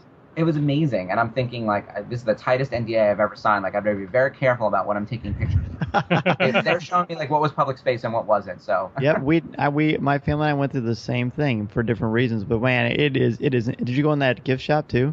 Oh, yeah, so the gift shop, I had to buy, of course, I'm like, what's the one thing you sell here that you can't get anywhere else? And it was that little black notebook. Yeah, that thing's great. Yeah, so it's just, and I think it literally just says Lucasfilm Limited on the front or something, and it's only there. You can't buy it in any other retail stores. I was like, I'll take 3. So that's been my notebook at work. And then, of course, we had to get coffee at Jabba the Hutt, as if we weren't caffeinated enough from sitting in meetings all day. We're all taking pictures in front of the thing, and it's just where all the employees there get their coffee, right? Right, and it's a small little nook. It's teeny tiny, yeah. It's so cool, though, because, we actually just experienced that with people coming to visit our office. If you're ever in New York City, please come down to the Topps office. It's not as spectacular as the Lucasfilm Pavilion, but... there's no Mark Van Ohlen's fountain in the outside of it? No, I don't have a fountain yet. I like that he said yet. All trading cards that people just love to stop and get pictures in front of, and my office is just like a hoarder's den of action figures and trading cards, so it is like a playground. Well, if you guys are done reminiscing about Lucasfilm and making me jealous since I've never gotten to go, Mark, tell us a little bit about. You have another set that's out that is designed more for the casual collector that is going to be available in stores called Chrome Perspectives Jedi vs. Sith. Can you tell us a little bit about that? I'm super excited to talk about the set, and thank you for getting us back on track, because I could do that all day. Just, you got to grab the wheel when I'm here. It's what I do. Chrome is going to be a lot of fun. Again, this is sort of a lift of what we did last year. So 2014, we only had a couple of releases, but they were very successful. And the big marquee release for 2014 was Top Star Wars Chrome Perspectives. And it's Chrome technology cards, 100 base cards featuring 50 characters that were each told from the perspective of the two different sides. So the Empire and the Rebel Alliance. And it sold really well. People really loved it. It was exclusively available in hobby shops. And the storytelling was what really drew people in. It was a whole new way of looking at these characters. Their bios were basically written by the two different sides, so they're very propaganda style. So is Luke Skywalker a rebel hero or a traitor to the government? That was sort of like the way in of writing the two different bios for those characters. And so we've done the same thing this year, only our theming is Jedi versus Sith. So you'll see all these key Jedi and Sith characters, which means there's a ton of Jedi and Sith from the prequels and Clone Wars and everything. Characters that don't always get their fair shake sometimes in terms of getting deep information about them and all that. And you'll see it from the two different sides, which is really just fun storytelling. Do you have one handy? Can you read us the bio from the back of one character from each side to give us an idea of what we can expect? Yes. So I pulled up some bios to give you guys an idea of like what the storytelling is like. So Luke Skywalker, we all know who he is, right? He's sort of the hero of the movie. He's the Jedi he becomes a Jedi. We follow his story. Here's how he's described on the Jedi side. The son of Anakin Skywalker and an eventual member of the Rebel Alliance, youthful Luke burned brightly with the Force. Trained late in life by Master Yoda, he would one day restore freedom to the galaxy overwhelmed by evil. The key was turning his long-fallen father Anakin, reborn as Darth Vader, back to the light side of the Force, which earned the elder Skywalker his final redemption. So as you can see, it's a hero's journey. That's the way the Jedi frame up everything that happened with Luke. Here's how the Sith view Luke. A crushing tragedy and disgrace to his order was Luke Skywalker, misguided scion to Darth Vader. Instead of joining his father for maximum power and galactic security, he was brainwashed by the light side Jedi derelicts Obi-Wan Kenobi and Yoda, still spewing their venomous lies after years of well-deserved exile. Vader perished following Luke Skywalker's ill-advised attack on the Galactic Empire, ushering in a new era of strife in the cosmos. Wow. That's great. Now, both those sides are true. Those are both absolutely true. From a certain point of view. Jinx. Right. So, yeah, exactly. Jinx, you're both stuck. You know what's great about this, Mark, is that this entire show is about Star Wars and history and the comparisons and the parallels and what can you learn from history and what does Star Wars glean from history. And what you're talking about is propaganda. Oh, yeah. And honestly, the propaganda piece of it is what makes it really interesting and exciting and different from a typical roster set that just gives you a standard bio. And it allows us to do some really interesting inserts that are spectacular as well. The one thing that I really like about this set, though, and if you're a hardcore collector, those two viewpoints of story would be really interesting and really pique people's interest. Mm-hmm. But if you're brand new to the franchise and know very little about Star Wars, it's also great for those people. So it somehow works for the newest people and the people who probably care the deepest about these characters. And I think that's a rare thing to achieve. So I really enjoy the storytelling on this. I really have to give our writer, Gary, a lot of credit. I was just going to ask who the writer was. Yep. So our writer, Gary, has been with us since the beginning. He's been writing the cards for us since '77. And he was actually just in the office recently as we were trying to figure out how we plan out everything for 2016 as the writing is starting to begin now, which is a little bit scary. Now, the thing that I love about that is I'll be honest, I actually enjoyed the writing on the Sith back of the card better than the other one just seemed boring. But the Jedi side, but the Sith have a really it's a strong, crazy point of view. It really is, and it reminds me of, I don't know if you've been reading any of the new Marvel comics, but the Darth Vader series has an opening crawl at the end of each issue that tells the same story about what happened in the last issue from the Empire's perspective, whereas the main Star Wars title tells it from the Rebel Alliance's perspective, and it's so interesting because you get you get the history so far from each side, and that's what it reminds me of. So it's a nice bit of Marvel synergy. Totally our idea.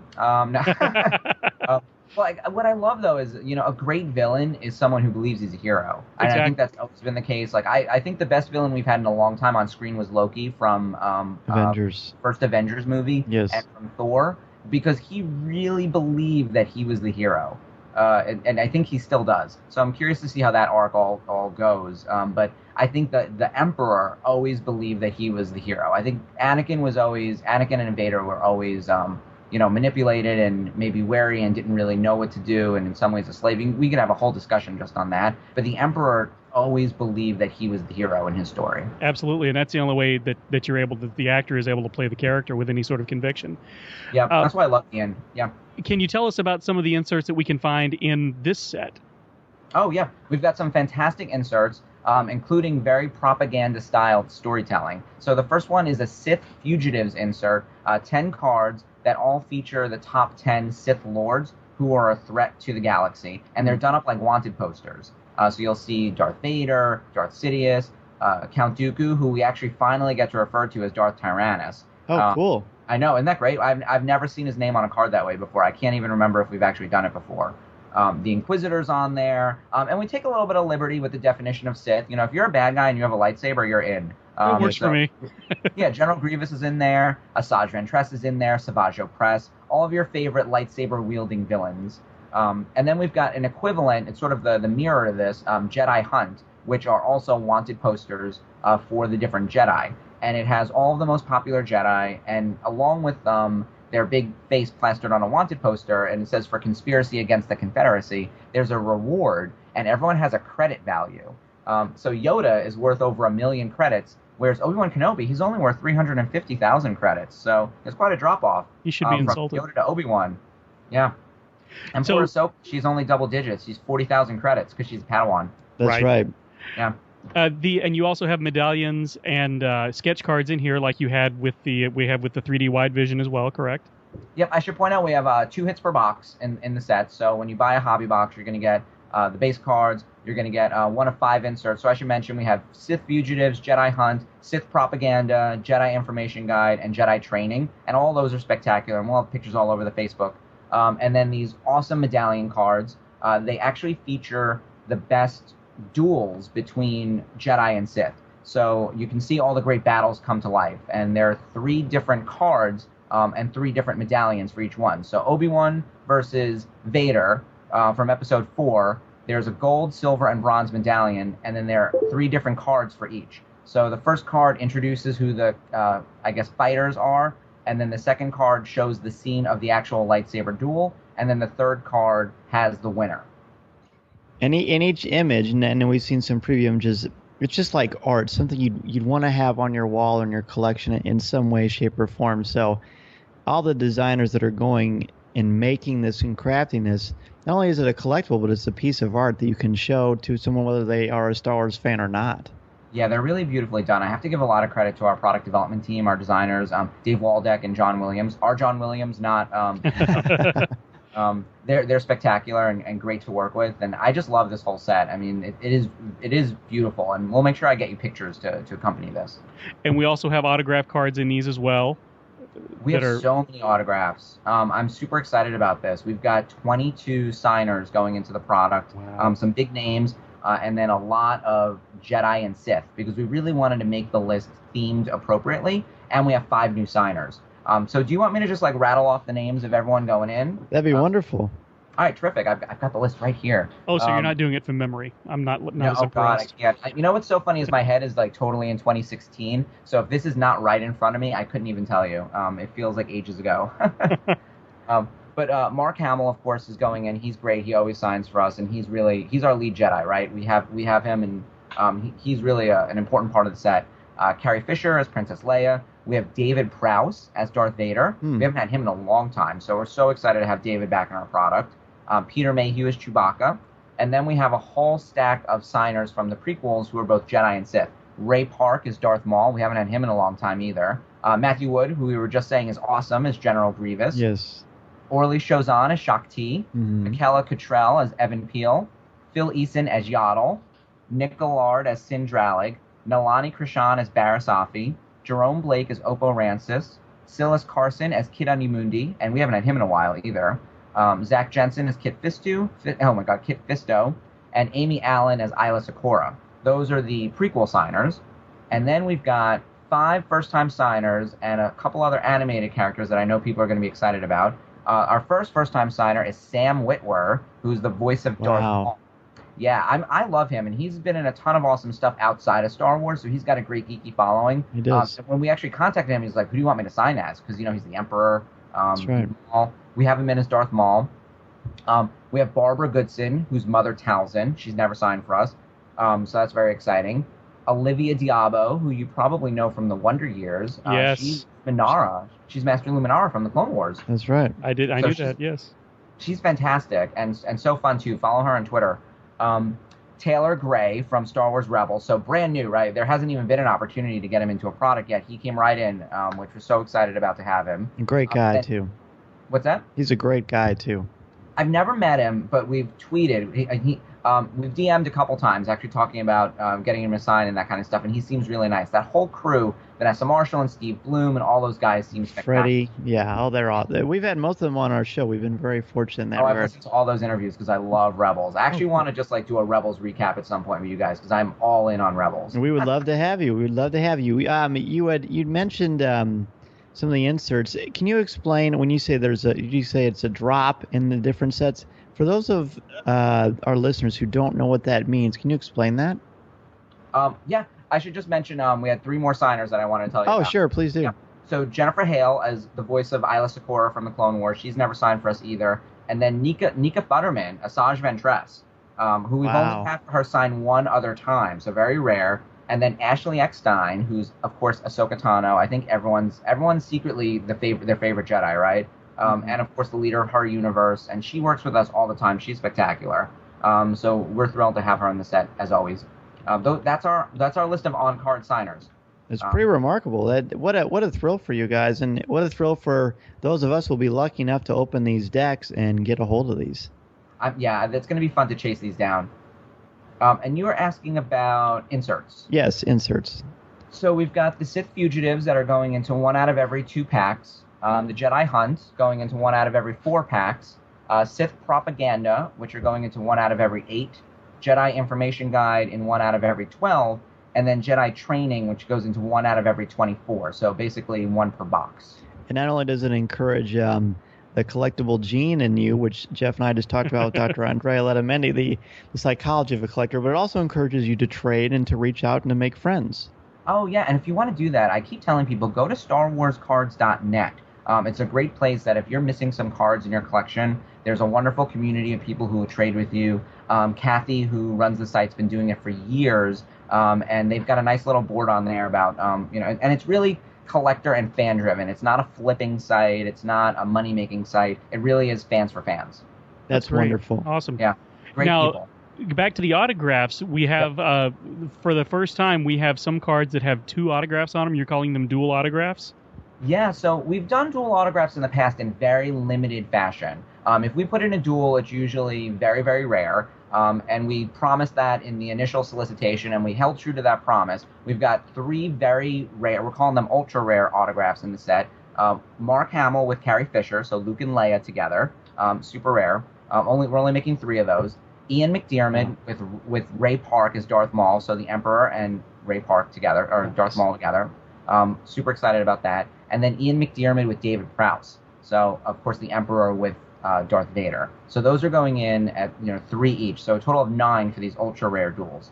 The big addition to the product is the inclusion of these 6 rare dual autographs that are going in at a higher rate. We're putting in almost 200 of each of these going into the product. That way fans really have a chance to chase these dual autos. And I'll tell you who's going on the combos. It's mostly our prequel and our animated character Jedi and Sith. So we've got Amy Allen with Orly Chozan, so our Jedi ladies from the prequel. Olivia Diabo with Nika Futterman, and that's really just a versus situation. That's perfect to the theme, where it's Jedi versus Sith, Master Luminara versus Asajj. We've got Michaela Cottrell as Evan Peel with Zach Jensen as Kit Fisto. We've got a Night Sister card, so you've got Asajj with Mother Talzin, so Barbara Goodson with Nika Futterman. We've got Nina Fallon, who we couldn't get on card auto, so she's on the duel with Barriss Offee. So again, some of our prequel Jedi ladies. And then we've got Ashley Eckstein as Ahsoka Tano with Olivia Diabo again as Master Luminara. So they team up in a couple episodes in the Clone Wars. So we designed all of these to be contextually relevant, so people who would be paired together in various circumstances.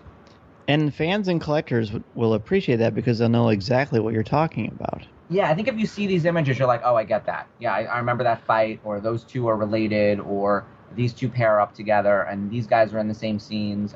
It all makes sense. Yeah, Olivia Diabo with Ashley Eckstein. That was that episode was written by Paul Dini, who's famous for us nerds and geeks for Batman the Animated Series. So that's a very significant card, I think. I wish had I planned a little bit further, I would have done some of these triples as well, where I think if you have Olivia Diabo, Nika Futterman, and Ashley Eckstein together, because remember that triple threat lightsaber fight. I think it's only in like episode 4 or something from the Clone Wars. That's right. That's the same one. It's one of my all-time favorites. Yep, that's the one I'm talking about. That's the Paul Dini. That's the one. Yeah. one of the best episodes. And doesn't that one also have James Marsters in there too? Is he in that episode? Because he's the voice of Spike. He's Spike from Buffy, right? From Buffy, yes. Yeah. So I think he is in that one. He is. Don't even get me started on Buffy. Oh man. Countdown mode to Sarah Michelle Gellar. I need to know everything. We love that show. It's a great show. There's been some rumblings, Mark, that Force Friday's coming up on September 4th. What can you tell us what Topps is doing with that? Oh boy, Force Friday is going to be a lot of fun. We've got 4 different products coming out. One is a trading card set, and the other 3 are different types of collectibles. So I'll start with those first. We're doing dog tags for The Force Awakens, and it's going to feature, if I get this right, 16 different designs. So those will be available in your mass retailers, and it's going to feature all characters from Episode 7. So Finn, Kylo, Rey, all the guys you would expect. Poe, C-3PO, R2-D2, those guys, they'll all be on dog tags. Highly collectible. There's going to be a lot of fun to chase. And 1 out of every 24 gets you a gold-plated one. So very cool looking stuff. We also have another collectible that's coming out that are called danglers. They're kind of like little keychains. They're plastic. They're highly stylized. They're not Episode 7. They're classic. So you'll see like Luke and Leia and Yoda and Vader, Boba Fett, those characters. That will be a Target exclusive, and those will also be on sale Force Friday. We've got a new collectible coming out that's exclusive to Walmart called Top Star Wars Galactic Connections, and this is a brand new collectible trading disc and game, and we could do a whole show on that. Let me tell you, there's a lot of moving pieces. There's a whole rarity scheme associated with it, different foils to chase, 75 different characters. The starter pack is going to contain 14 discs, the game mat, rules, a checklist, and that'll be $9.98, and then a booster pack with 5 discs for $3.98. So that'll all hit the shelf on Force Friday, and I'd love to come back and share all sorts of info with that with you guys once we're over the hump of Force Friday. We can only say so much right now. Right. Sure, you're aware with all the leaks that are happening, tightening of communication and everything. We're under a little bit of an embargo, but that's the public info on Galactic Connections, which it's going to be so much fun. It sounds amazing. It's super cool. If you were at San Diego Comic-Con, you would have seen some of the discs. We actually did a giveaway of one of the discs. It's a square hexagonal disc. It's about 1.25 inches tall, and it features a character on the front, and you can play a game with it. Every character's got different attributes for strength, or rather fighting ability, intelligence, deceit, and honor. So you can play a game with them as well as collect all the different disc colors and sticker types that are on top, like the foils I had mentioned before. And then we have, as our final item for Force Friday, our Topps Journey to Star Wars: The Force Awakens. And this is our trading card set that's going to be available in all the mass retailers and at hobby shops in the blue Starfield design, blue Starfield border that we originally created in 1977. We brought it back. We're telling the story of all 6 movies and how all the characters progress over the course of those films. And then we're putting in a whole bunch of content, all sorts of images and fun stuff from The Force Awakens. So you'll get content from all 6 movies, plus special glimpses at the new film. We're super excited about that set, and we've got an autograph list that you wouldn't believe. There's like 40 signers going into this set. It's going to be spectacular. Unbelievable. You know, just hearing you talk about this, when the Empire Strikes Back sets came out, the top sets, oh man, that was one of my very favorite things about growing up and being a Star Wars fan was that. And there's no doubt, undeniably, Mark, that these are the sets that are going to reshape a new generation of Star Wars fans. So very exciting. Yeah, I can't wait. As a fan myself, I can't wait for them to hit the shelf. Great. Well, Mark, thank you so much for coming on, and we'd love to have you back after Force Friday and talk about all the great things that are happening. But before we let you go, we have to ask you our 5 questions that we ask each guest of Coffee with Kenobi. All right, I am ready. All right, let's do it. And as you know, these are just like Inside the Actor Studio to James Lipton. They're just one-word, one-sentence answers just to show the commonality of Star Wars fans. The first one we have, of course, is what is your favorite Star Wars movie? Return of the Jedi. Yeah, I was a kid when it came out. It was perfect timing for me. Yeah, you were. Yeah, I was just at the right age as well when it came out. Do you have who would you say is your favorite character from the entire saga? So I've been watching a lot of Clone Wars and watching it over and over again, and I'm just in love with Ahsoka. I just love her whole story arc, and I'm so glad she's on Rebels. I don't blame you one bit. And not only is she great, but Ashley's amazing too. Yeah, I was fortunate enough to get to meet her at Disney Star Wars Weekend. She was spectacular. You know, Wes, I saw one of the sketches of Ahsoka that's going to be included in one of the sets. Looks an awful lot like Ashley Eckstein to me.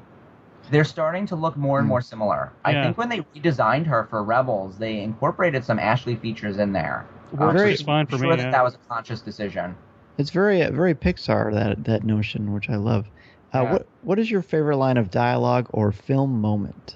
So I went back and forth on this a lot, but I'm going to tell you it's the I love you, I know, but not from Empire, but from Jedi. Really? Oh, the reverse. Yeah, the reverse. Everything about Jedi I just love because it's the perfect way to close a loop. And the reason I love Jedi is, being the end of a trilogy, there's often parallels to what happened before and the way things come to an end. And I just thought that there were all these there was all this unfinished business with all these characters, and that I love you, I know dichotomy that happens at that bunker scene, for me, just wraps the relationship for Han and Leia perfectly.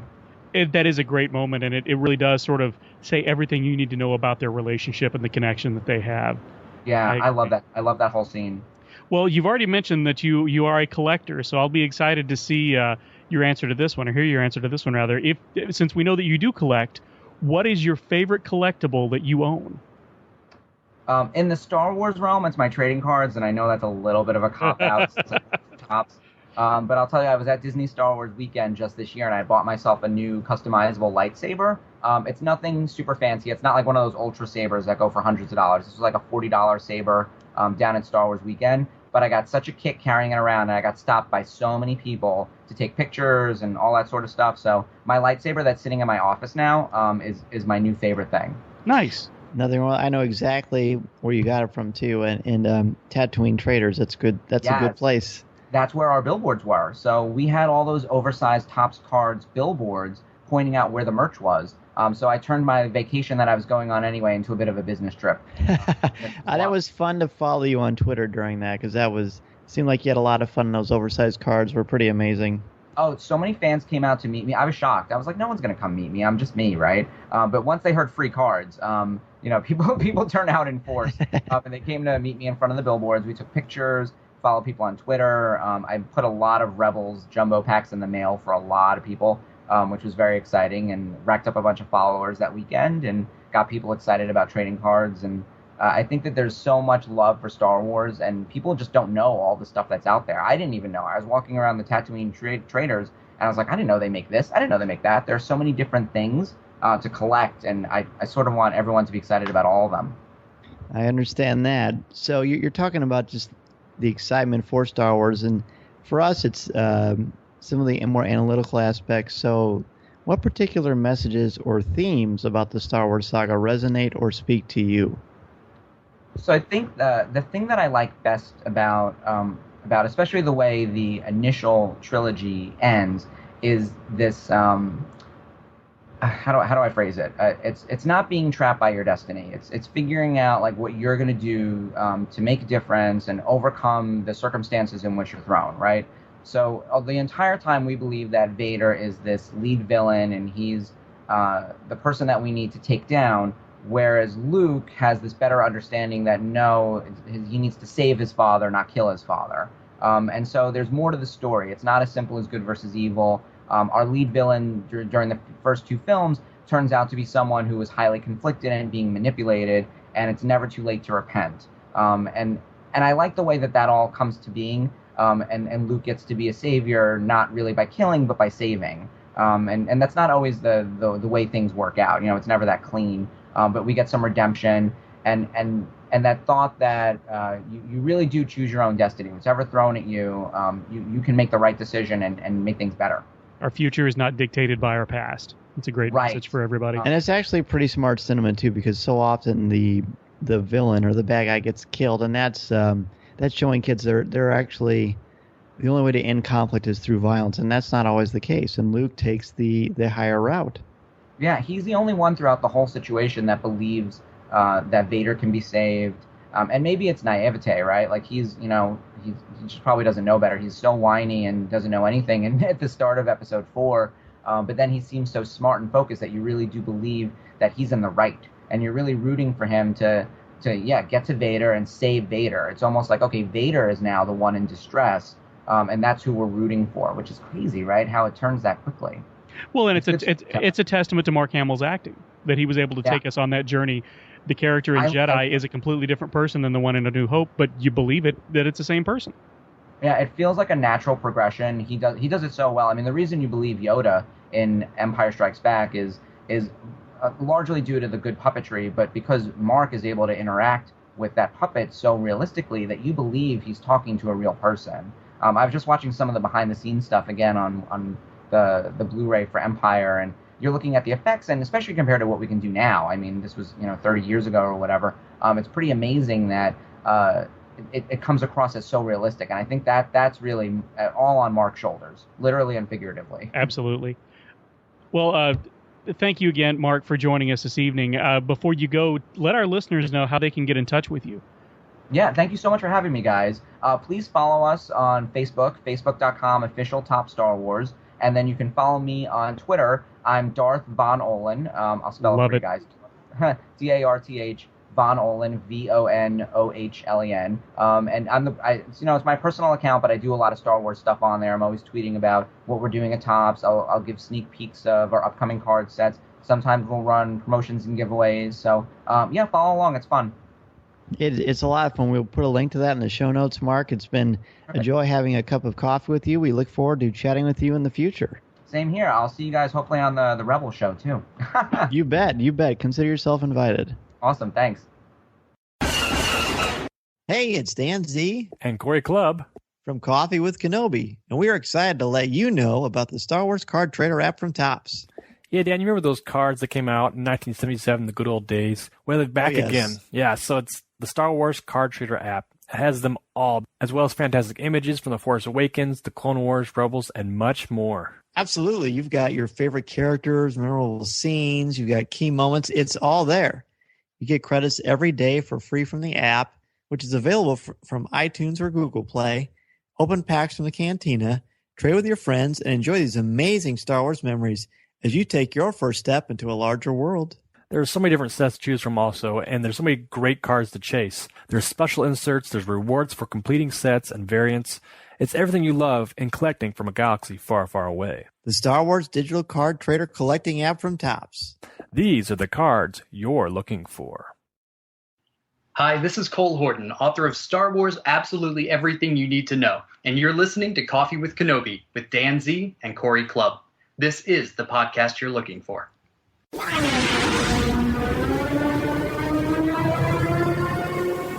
Luke, you're going to find that many of the truths we cling to depend greatly on our own point of view. I must be allowed to speak.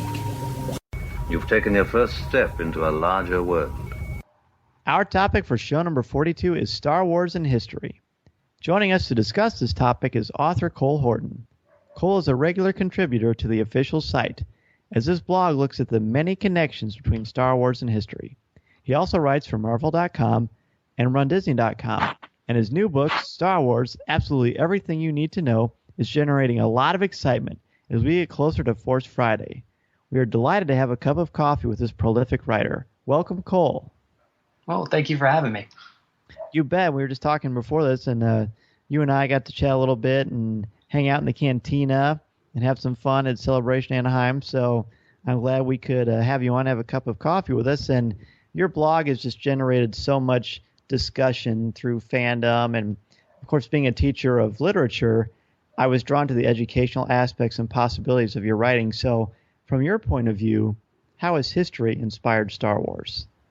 Oh, man, how has it not inspired Star Wars? I was a history major, and I was always trying to find a way to bring together the two things I love, which was mostly World War II. That was the specific era of history that I studied, and Star Wars. And, I just started writing it down one day, and I started taking notes in a moleskin notebook. And for every page, I would put a new theme or topic. And right after I filled up the first notebook, I kind of thought I might be onto something. And now here I am about 5 years later, and I have a 56,000-word outline. And so as you can imagine, with that much, it kind of covers everything. And it's, of course, not just World War II. It's other eras as well. But it's everything. It's how the props were made. It's how the starships were pieced together from model kits of World War II. It's the big political themes. And George Lucas has provided so much great, evidence to how history has inspired the stories as well. And he's always talking about history. In fact, and I was just rewatching the other day one of his sort of, final videos as he was selling Lucasfilm to Disney. He was talking about history and how Star Wars is a simple retelling of a history that keeps happening over and over. You're absolutely right about that. You can see it in each one of the films, and all 6 of the films that we have so far. You can see a lot of parallels to things that have happened in the real world and in our own human history. What are some of the things that Star Wars specifically does teach us about history, and what do you consider some of the more interesting parallels between real history and the history of the galaxy far, far away? Yeah, I think politics is one of the biggest, and that's the one where we certainly have the most evidence as being a sort of direct inspiration. And if I can get on my soapbox for a bit, I think there is a difference between analogy and inspiration, and sometimes they're sort of used interchangeably. Good point. I like that. Right, and as I'm trying to study, I'm trying to find real inspiration because analogy has its place. It can be really super helpful for teaching a concept, for example, but especially when I'm writing more official content, I don't want to put words in anyone's mouth. So I'm always going back and studying the original sources, and tons of interviews, the making ofs, and trying to understand what the real inspirations were. And politics comes up over and over and over. And it's not just as simple as saying, doesn't Palpatine look a lot like Hitler or behave a lot like Hitler did? It's much deeper than that. It's not just Hitler. We know it was other dictators as well. And it's not just as simple as saying, this is good and this is bad, and it doesn't this side look like that side. It really is woven throughout the entire story, though. We really saw it especially strongly in the prequels, though. As I go back and look at the original sources, the prequels are so rich in both analogy and real inspiration. And the stories of how people freely give up power is probably the biggest. Mm-hmm. So this is how, So this is how democracy dies? Exactly, yeah. to a thunderous applause, thunderous right? Applause, right. And that's a story that's happened, throughout time. It's true, and you actually do some nice nods to that when you've looked at Rebels and how Rebels has brought these concepts back, especially when it comes to things like propaganda or assimilating your presence into a culture, into a planet, into a people, and before they know it, they're being oppressed. Yeah, absolutely. And it is easier to understand some of the themes we see in Rebels.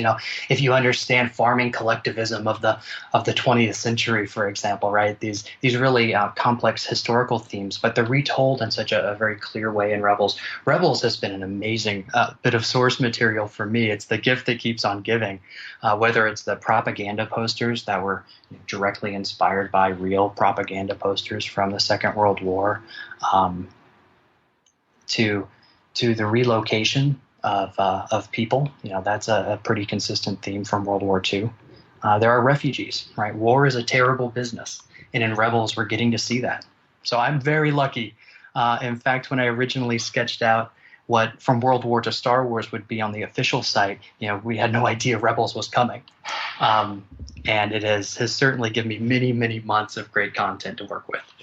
It's absolutely perfect. So let's pretend like Jeff and I are sitting in your lecture hall, and the people you were speaking with may not be huge Star Wars fans. Maybe they're even skeptics of Star Wars or that space fantasy set in a long time ago in a galaxy far, far away.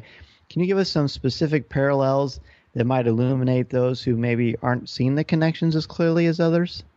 Sure. Well, and I'd first tell the people who aren't big fans of science fiction that they're not alone. One of my favorite quotes from George Lucas is, he says, "I'm not a particularly big fan of science fiction. I read a lot, but mainly I like history more than I like science fiction." So first, you are not alone in that respect. I'd say very high level, Star Wars is very much a story of good and evil and how that plays out. And that has certainly played out over time. But I think, George Lucas's generation grew up with a rightly or wrongly, a very simple sense for what good and evil was, right? We had to fight the war. We felt like we were on the right side because they were clearly in the wrong. And so that very simple sense of history really inspired this very simple story of good versus evil in Star Wars. We see it in the rise of dictators.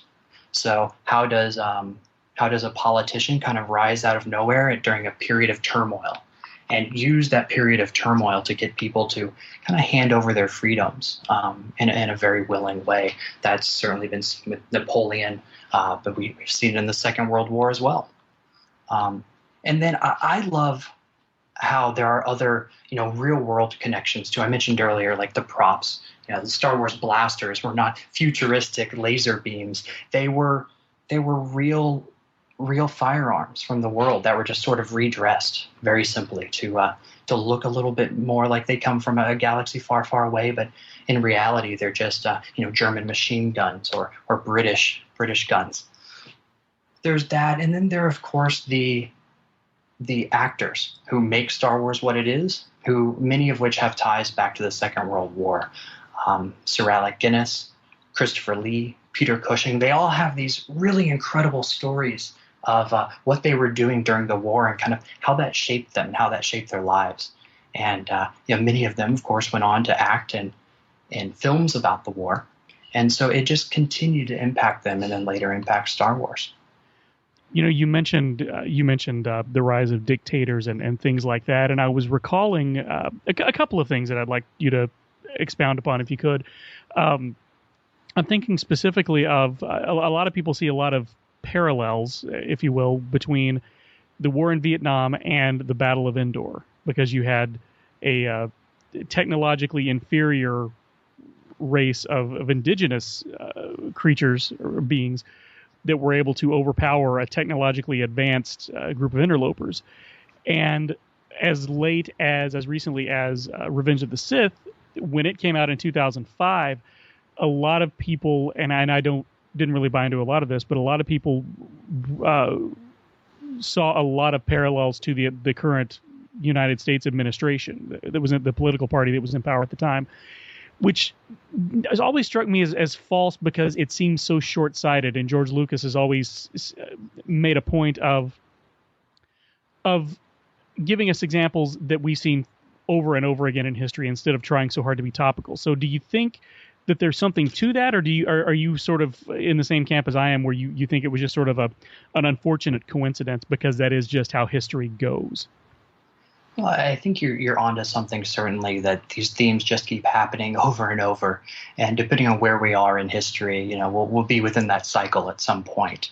That said, I can't really speak for George, but he certainly has given us a lot of great insight into his process.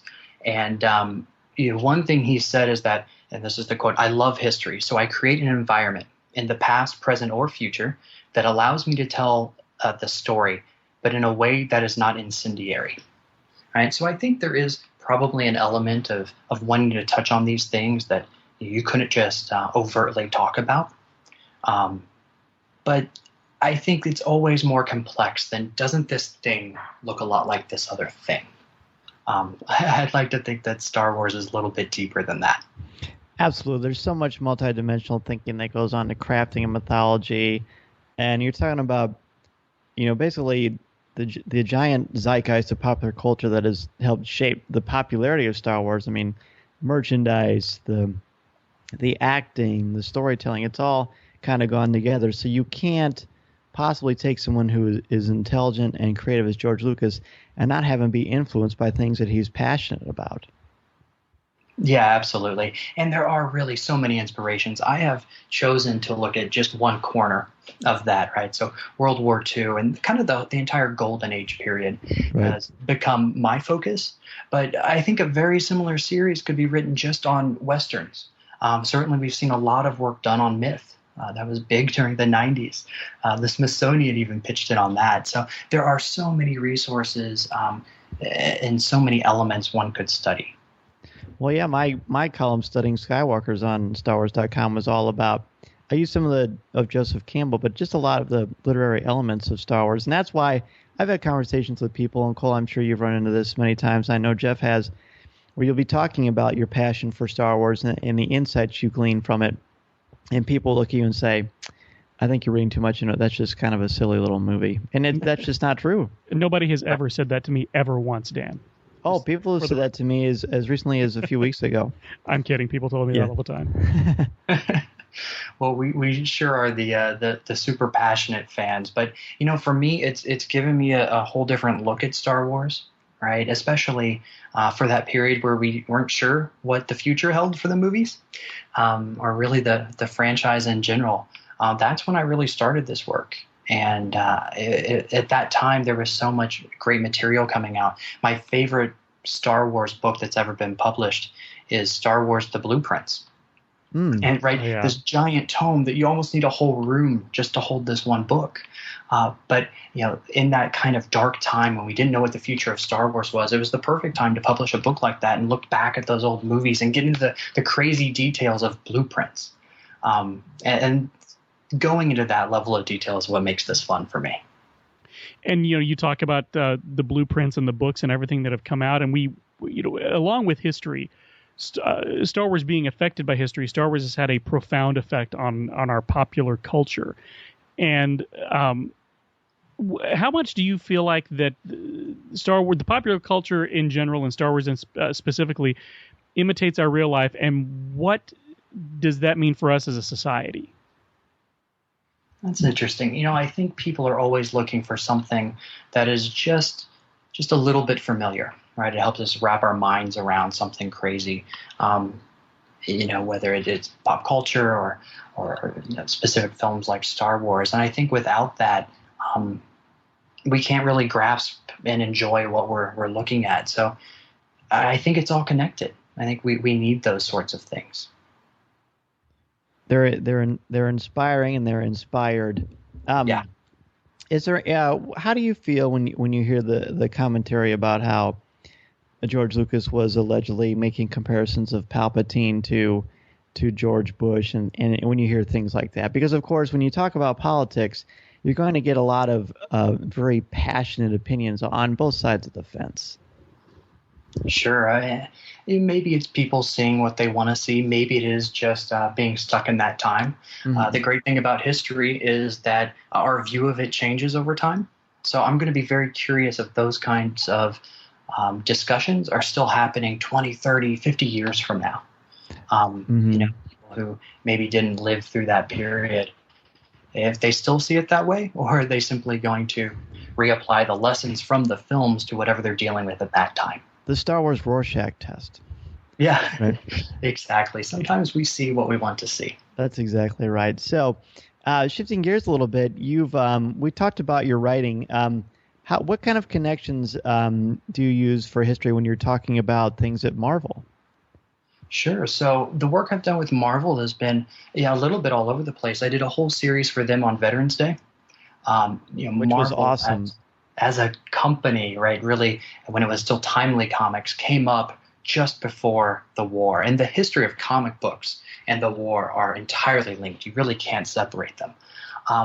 But the way that the war was playing out in comic books before America even ended the war is very fascinating to me. And then how the big names from comics, right, Stan Lee and Jack Kirby and many others, they all played a role in the war. And I was very fortunate to get to interview Jack Kirby's son, who was able to relay some of his father's war stories, and they're just incredible. Wow. You would never know it because we think of Jack Kirby as, perhaps the greatest comic artist to ever live. But his history and his time during the war is as good or better than any comic he ever drew or wrote. It really is fascinating stuff. Oh, well, that must have been amazing, just being able to sit down with him, because I mean, how many different icons has he shaped over the course of the last few generations of fans, of comic book fans? Oh, absolutely, and his experiences seem to have also been woven into to some of his art or some of the stories he was trying to tell. So very fascinating to work on the Veterans Day piece, and I was lucky there. I got to talk to veterans from all eras, everything from the World War II years to people who were embedded reporters and used that experience of being in places like Iraq and Afghanistan, and how that shaped stories on like The Punisher, for example. Sure. So that was great. And I've also done some voiceover work for the Augmented Reality app.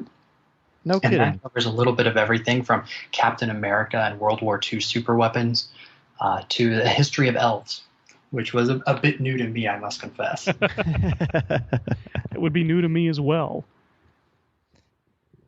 So shifting gears, you also made quite a splash last year, earlier in the year, I guess I should say, with what you did for Run Disney. Yeah, it made a splash. I was just lucky to survive. So if you've ever met me, I am the least athletic person ever. Nothing about me says star athlete. And one night I'm actually writing. I'm down in my basement, and I get contacted, and somebody asks, "Do you run?" And I kind of thought about it. I thought, well, I have ran, and I'd probably run to the bar, the buffet, and the bathroom. That's right. Was my joke. Or when you're being chased by a bear. Yeah, I never run unless I'm being chased. Yeah. But I don't work out, really. I had kind of fallen away from that, especially in recent years.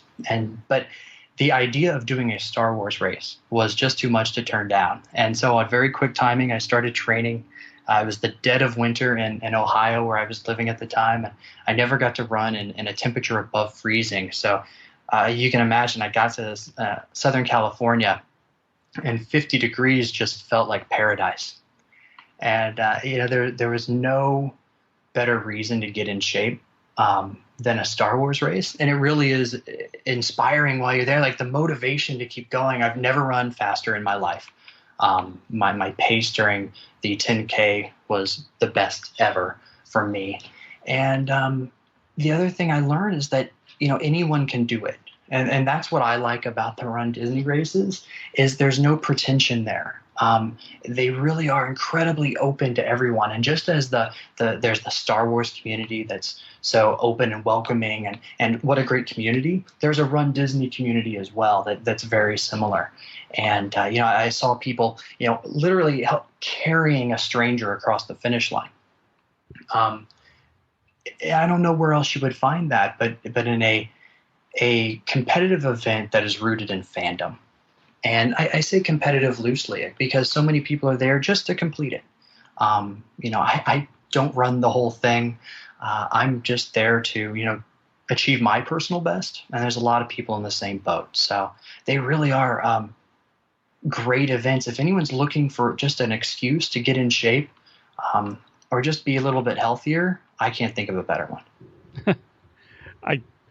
If I ever need an excuse to get into shape, I will let you know. So we've talked about, how your love of history has informed all of the work that you've done. How specifically did you get involved with writing Star Wars, absolutely everything you need to know? No, that's a good question. I had been writing for the official site for a while now. And I had also been talking to or working with the people at DK Books, and we had crossed paths a number of times at various conventions. It really all goes back to Star Wars Celebration for me.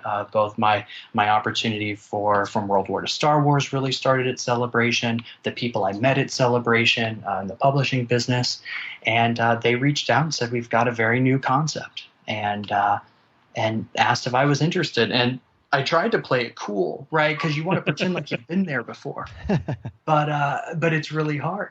But no, I did, and it was it's a fun book, as you'll get to see. We can't talk a lot about it right now, of course, because it's part of the journey to Star Wars: The Force Awakens. But there's not really anything else out there like it. And if we have a lot of trivia buffs in the audience, they're going to love this one. I think we probably have a few of those. Yes, on this call. To a few right now. Yeah. That's correct. Cole, Jeff has a podcast called Bantha Banter, where he interviews individual fans, and he just kind of talks through their history of Star Wars and fandom. And at the end, he asks questions from the Star Wars Trivia Pursuit game, the classic game before the prequels came out. So that hits all the notes for us, my friend.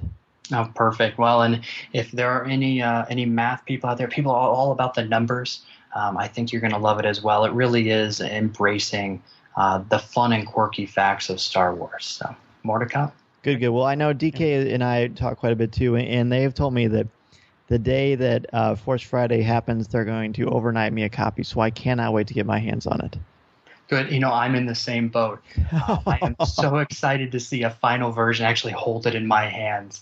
But as you can probably appreciate, security on all things that are coming on Force Friday is tight, as it should be. Absolutely. So I'm excited just to hold a copy myself. Well, that's fun that you say that, because Adam Bray, of course, is your co-author in this.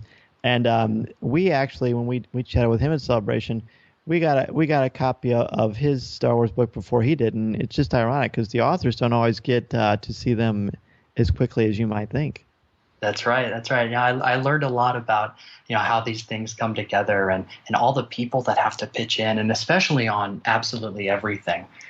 The amount of work to make it look like it looks, the finished product. The designers really did all the hard work. I came up with fun and quirky facts and really obscure things, but to make that all look coherent, I don't know how they do it.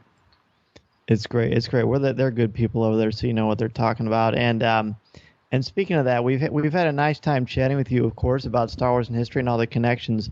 We couldn't have you on Coffee with Kenobi without asking you our 5 questions that we ask each and every guest to show the commonality of Star Wars fans. And of course, we have much more in common than we have differently. So, Cole, we will start with the first question. What is your favorite Star Wars movie? I go back and forth between A New Hope and Empire. I think today it's probably Empire. And I say that because Empire gave us so many of the things that we just think are quintessential Star Wars, right? But if you think about it, before Empire, there was no Imperial March. There were no walkers. There was no Lando Calrissian. So many of the things that we love about Star Wars didn't come about until then, and I think it kind of rounds out that quintessential Star Wars for me. So I'll say Empire. That's really where the world got cemented. I think you're right there. Do you have a favorite character from any of the films? Definitely R2-D2. I've had the pleasure or misfortune of building 2 R2s myself, and you learn every nook and cranny of that little droid, and you realize there's so much there, outside of just being a fantastic character. I really grew to love R2. That's right. You are a droid builder.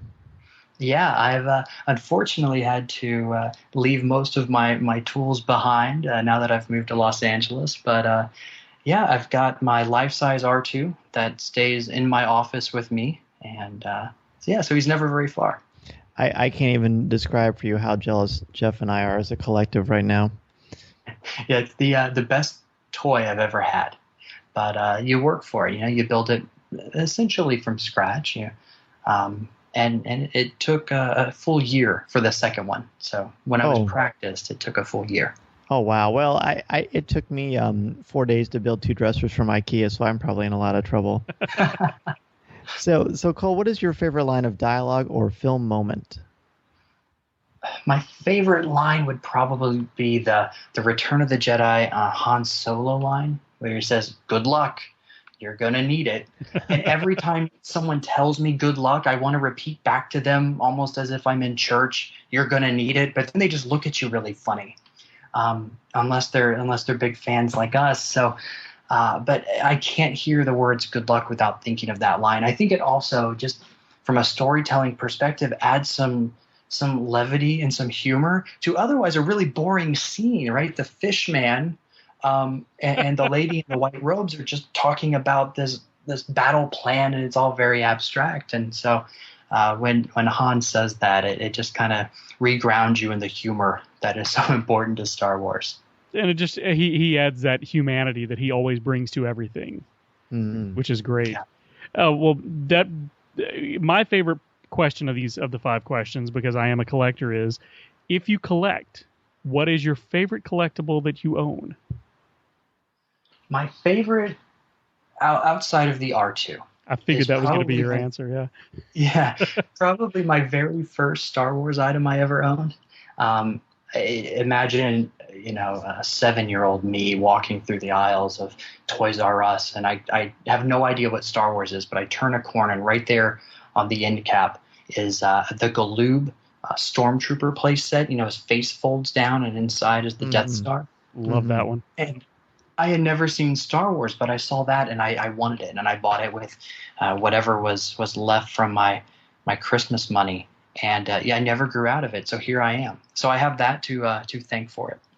Do you have that displayed in your office, or will you have it displayed in your office? I do. I have it right on my shelf here.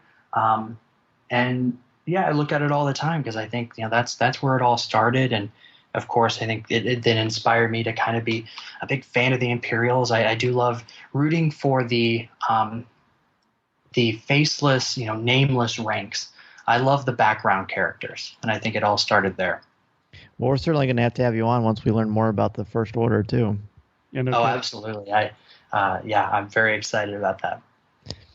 So, Cole, what particular messages or themes about the Star Wars saga resonate or speak to you?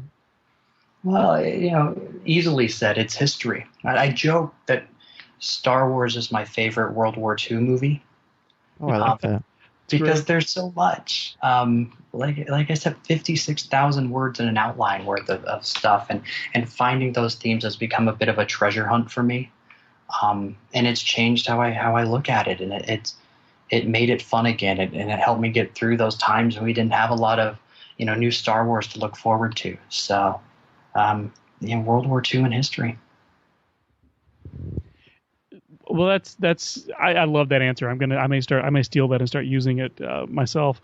Although I think my favorite World War II movie would probably be Casablanca, if it can be considered a World War II movie. But we're not here to talk about Casablanca. Yeah, Casablanca. Any excuse to watch that film, sign me up. Absolutely. Yeah, we should start a podcast on that. It's a masterpiece. Coffee with Casablanca? The first time I saw that film, I was in college, and I was sitting at home watching it. Same here. And about halfway through, I had the thought, this is a good movie. I was about to think movie, and then I stopped myself and thought, of course, you idiot. Of course it's a good movie. That's why it's a classic. That's why it's always number 1 or 2 on everybody's best of list. That's right. So now that we know everything there is to know about you as a Star Wars collector, where can people get in touch with you if they want to learn more? Yeah, they can find me on Twitter. I'm very simple, @ColeHorton. So please reach out on there. And then we do have a book tour coming up, a national tour to help promote Star Wars, absolutely everything you need to know. We're going to be all over the country. It's going to kick off on Force Friday at midnight at Mysterious Galaxy in San Diego, and we'll go from there. So find me on Twitter, and you can find all the details. Do you know if you're coming through? Do you know if you're coming through the Dallas, Texas area? At this point, no. But we will be, up and down the West Coast. We're going to spend some time in Illinois, Ohio, Washington, D.C. area, maybe a few others. Well, I am located in Central Illinois, so I will do my darndest to come say hello. Oh, that would be great. Yeah, absolutely. I'll take you out for a cup of coffee. I'll take you up on that. Yeah. Deal. Yeah, and by the way, kudos on the Twitter pictures today too. Oh, thank you. Yes. Well, Cole, it's been an absolute pleasure and a joy to speak with you. We will put a link to Star Wars Absolutely Everything You Need to Know on the show notes, and put a link to your Twitter and all the great things you have going on. Cole Horton, thank you so much for being a guest on Coffee with Kenobi. Oh, thanks for having me. Cheers. More to add, do you? Our topic for show number 43 is your most compelling and significant Star Wars moments. What quotes or scenes deserve the most analysis and reflection? This is your chance to provide your commentary on pivotal dialogue, plot points, or whatever inspires you to think more deeply about Star Wars. Joining us on this topic is the Cantina Cast, where we will be joined by Mike and Joa. We're going to have part 1 on show number 43 of Coffee with Kenobi, and then part 2 of our discussion with Mike and Joe will be on their issue 95 of the Cantina Cast. It's going to be a lot of fun. We're friends with these guys and have been for a long time, and this is actually only the second time we've formally been on each other's shows, unless you count Celebration. So we're looking forward to chatting with them, and it will be a lot of fun. In 300 words or less, be sure to send us an email or an MP3 with your thoughts, comments, questions, and opinions to feedback@coffeewithkenobi.com. I like the sound of that.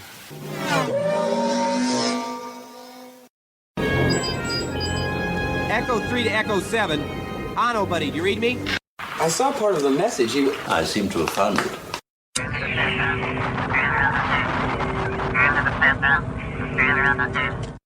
Our first email comes from PK Sullivan, and PK writes, "Hey, Coffee with Kenobi.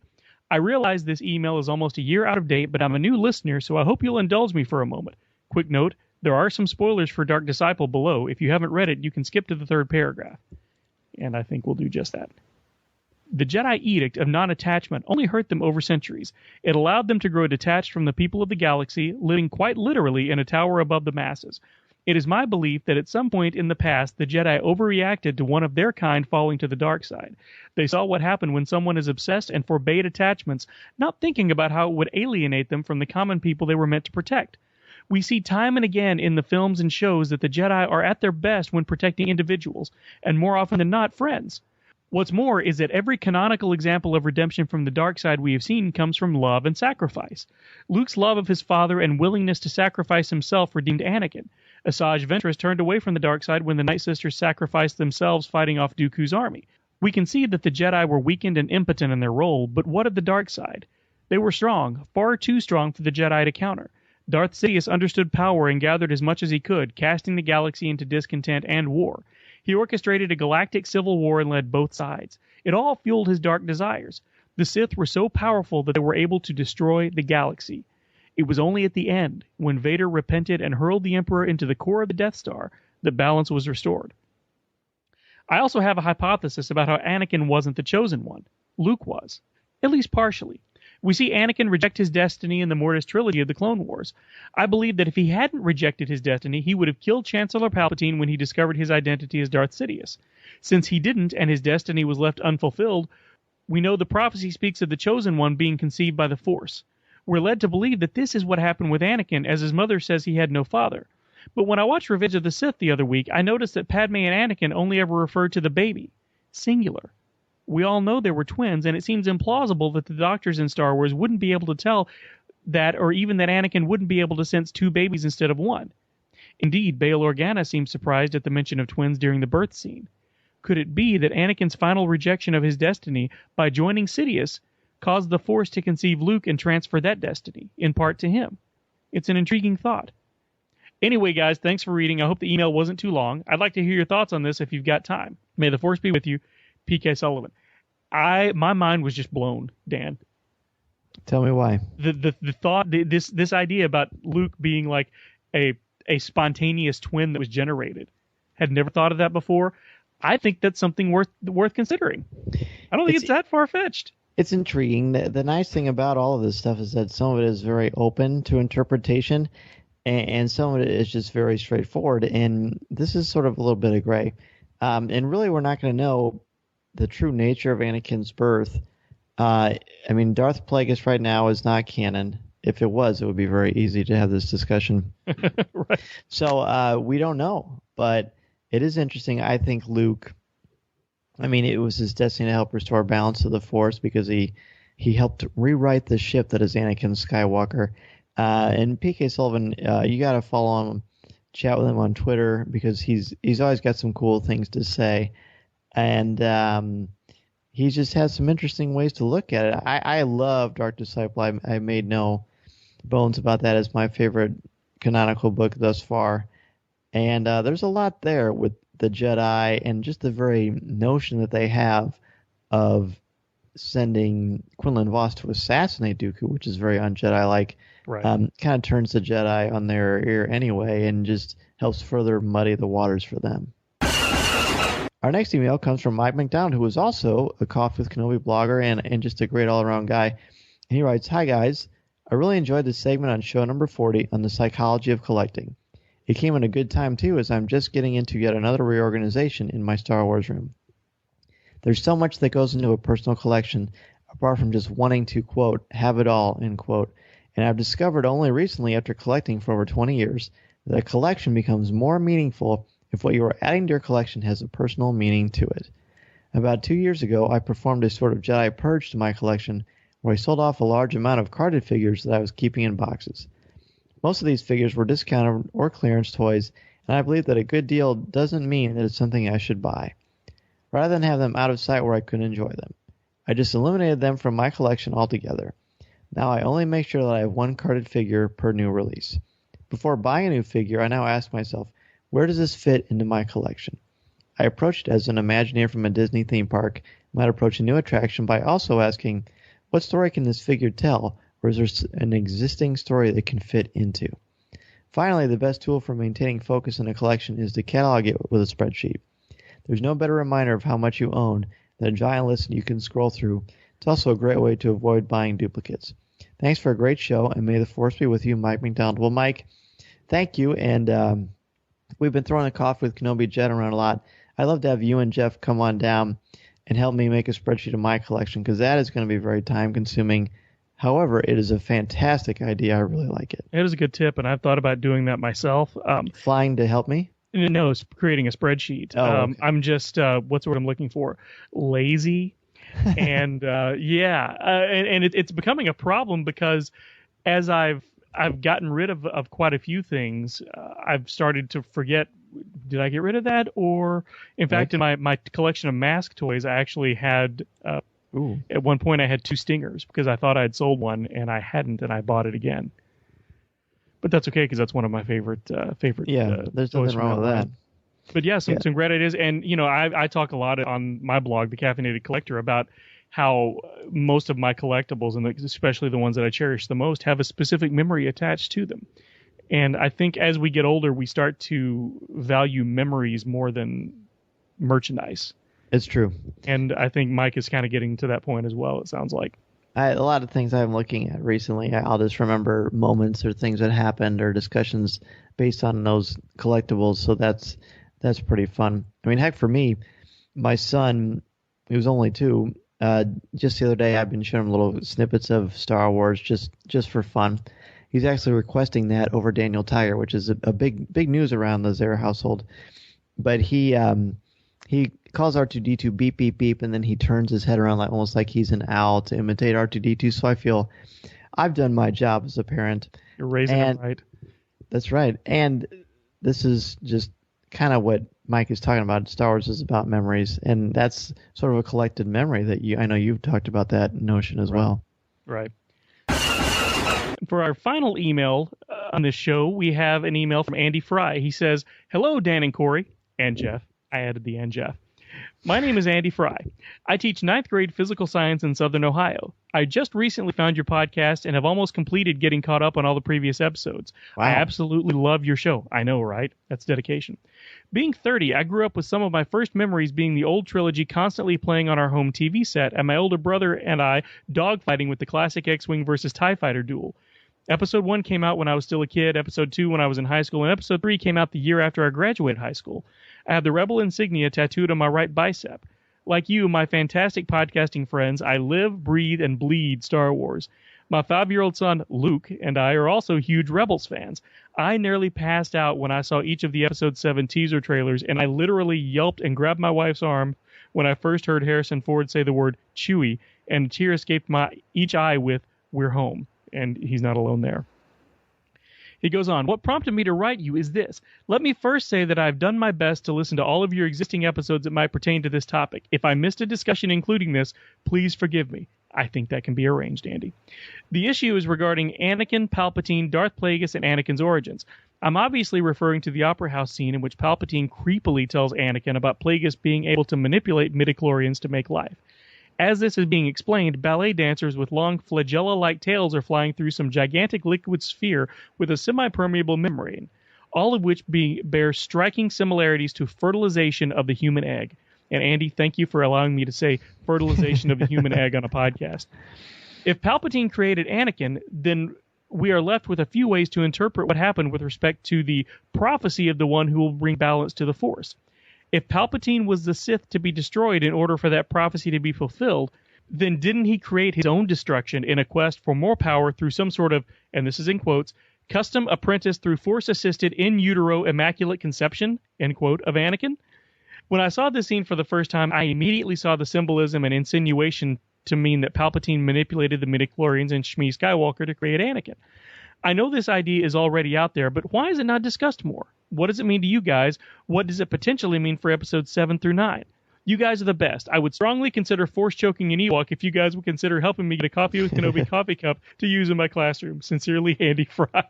I don't think any Ewoks need to be harmed in the making of anything. But yeah, this is the one thing that I love. I had Ryder Waldron on. I've talked about it before on Bantha Banter a couple of weeks ago. I'm sorry, Ryder Waldron DDS, as I've committed to calling him. And we discussed dental hygiene in the galaxy far, far away. And I love it when somebody like Andy, who has a certain expertise, comes in and puts that expertise in the context of the galaxy far, far away. So here's a guy who, knows physical science, and he's watching this scene, but he's seeing something completely different than what everybody else has seen, and makes perfect sense. And I think, I don't know about you, Dan, but I always took Palpatine's if it was true that Palpatine was able to create life and create Anakin, that it was just another example of his arrogance, because every Sith apprentice should want to kill their master based on the tenets of the Sith that we know. Right. So I think it's pure arrogance on Palpatine's part to say, "Nah, it'll be different with me." Well, of course it is, and he thinks he's above the natural order of things. He doesn't believe he will die. And he wants to try to manipulate life to an extent that he wants to play God, which obviously is not going to happen, and it doesn't happen. And for further evidence of that, he exploded in the Return of the Jedi and the Death Star. To me, Palpatine, I used to think that he probably manipulated the midichlorians just based on that opera scene. And I know we already mentioned this, but James Luceno's Darth Plagueis clearly shows that is not the case, and it's not canonical. But it's hard to think of that scene now or anything involving the creation of Anakin and not sort of let that permeate how you view this particular idea. I think 7, 8, 9 are probably going to explain it. I believe it's been out there and pretty well acknowledged that midichlorians are not going to be mentioned in episode 7 for whatever reason. Obviously, we'll have to wait and see if that is in fact true. But I don't know. I'm not sure what to think. I don't think that I've always sort of been confused. Not confused, that's certainly not it. I wasn't confused. I've always had sort of a problem with the idea of Anakin's virgin birth. But from a mythological perspective, it's not confusing or unusual at all, because that's sort of the heroic archetypal thing anyway, which is clearly what Lucas was going for. And I know you probably have something you want to say about this. I will say, rather than force choking an Ewok, you can just go on to our webpage, coffeewithkenobi.com, and you can buy a Coffee with Kenobi coffee mug. And you can use that in your classroom, my friend. And, of course, kudos to being a fellow educator. And I hope that you are a rogue if you're not already one through Star Wars in the classroom. And if you're not, get in touch with Dan. There you go. And again, Andy, thank you for writing in with that perspective. I seriously, I'm enough of a nerd that I love stuff like this, and I love the idea of science and medicine being used in the galaxy far, far away. So thanks again, Andy, for writing in. He blinded you with science. From Topps comes the all-new digital card collecting app, free to download from iTunes or Google Play. Star Wars Card Trader. For the first time ever, collect and trade everything from legendary 1977 Star Wars cards to new cards featuring exclusive content from Star Wars Episode 7, The Force Awakens. All from the comfort of your mobile devices. Star Wars Card Trader. These are the cards you're looking for. Chewie, get us out of here!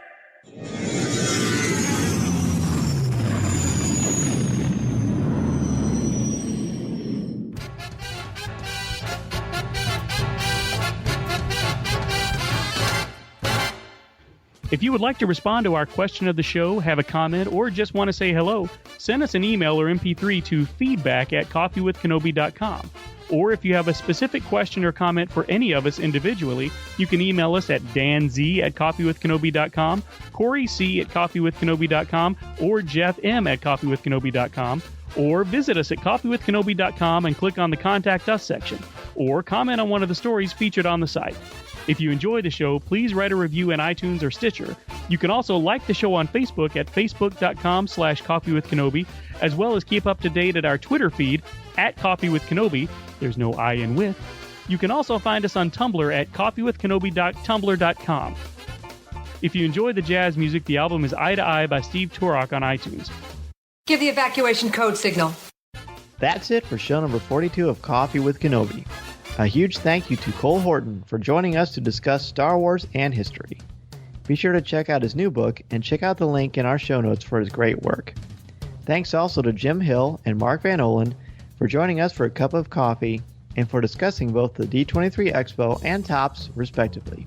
A huge thank you to Mediocre Jedi, Mike Audette, Neil Lowry, Dennis Keithley, Matt Moore, Lillian Torres, Richard Rutledge Jr., Angela Souse, Chris Perillo, Graham Densham, and Jesse for their contributions to our Coffee with Kenobi Patreon page.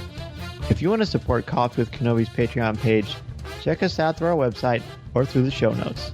Thanks also to Rob at the Bearded Trio, media specialist Lisa Dullard, our Coffee with Kenobi bloggers, everyone who contributed to this show, and to all of you out there who listen to and email Coffee with Kenobi. Don't forget to send us your comments and opinions on the topic for show number 43, your most compelling and significant Star Wars moments.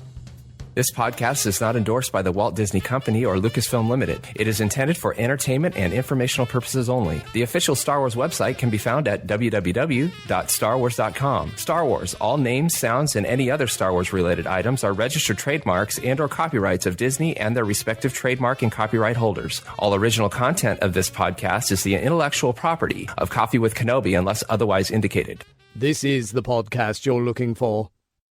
There's no one here. Move along.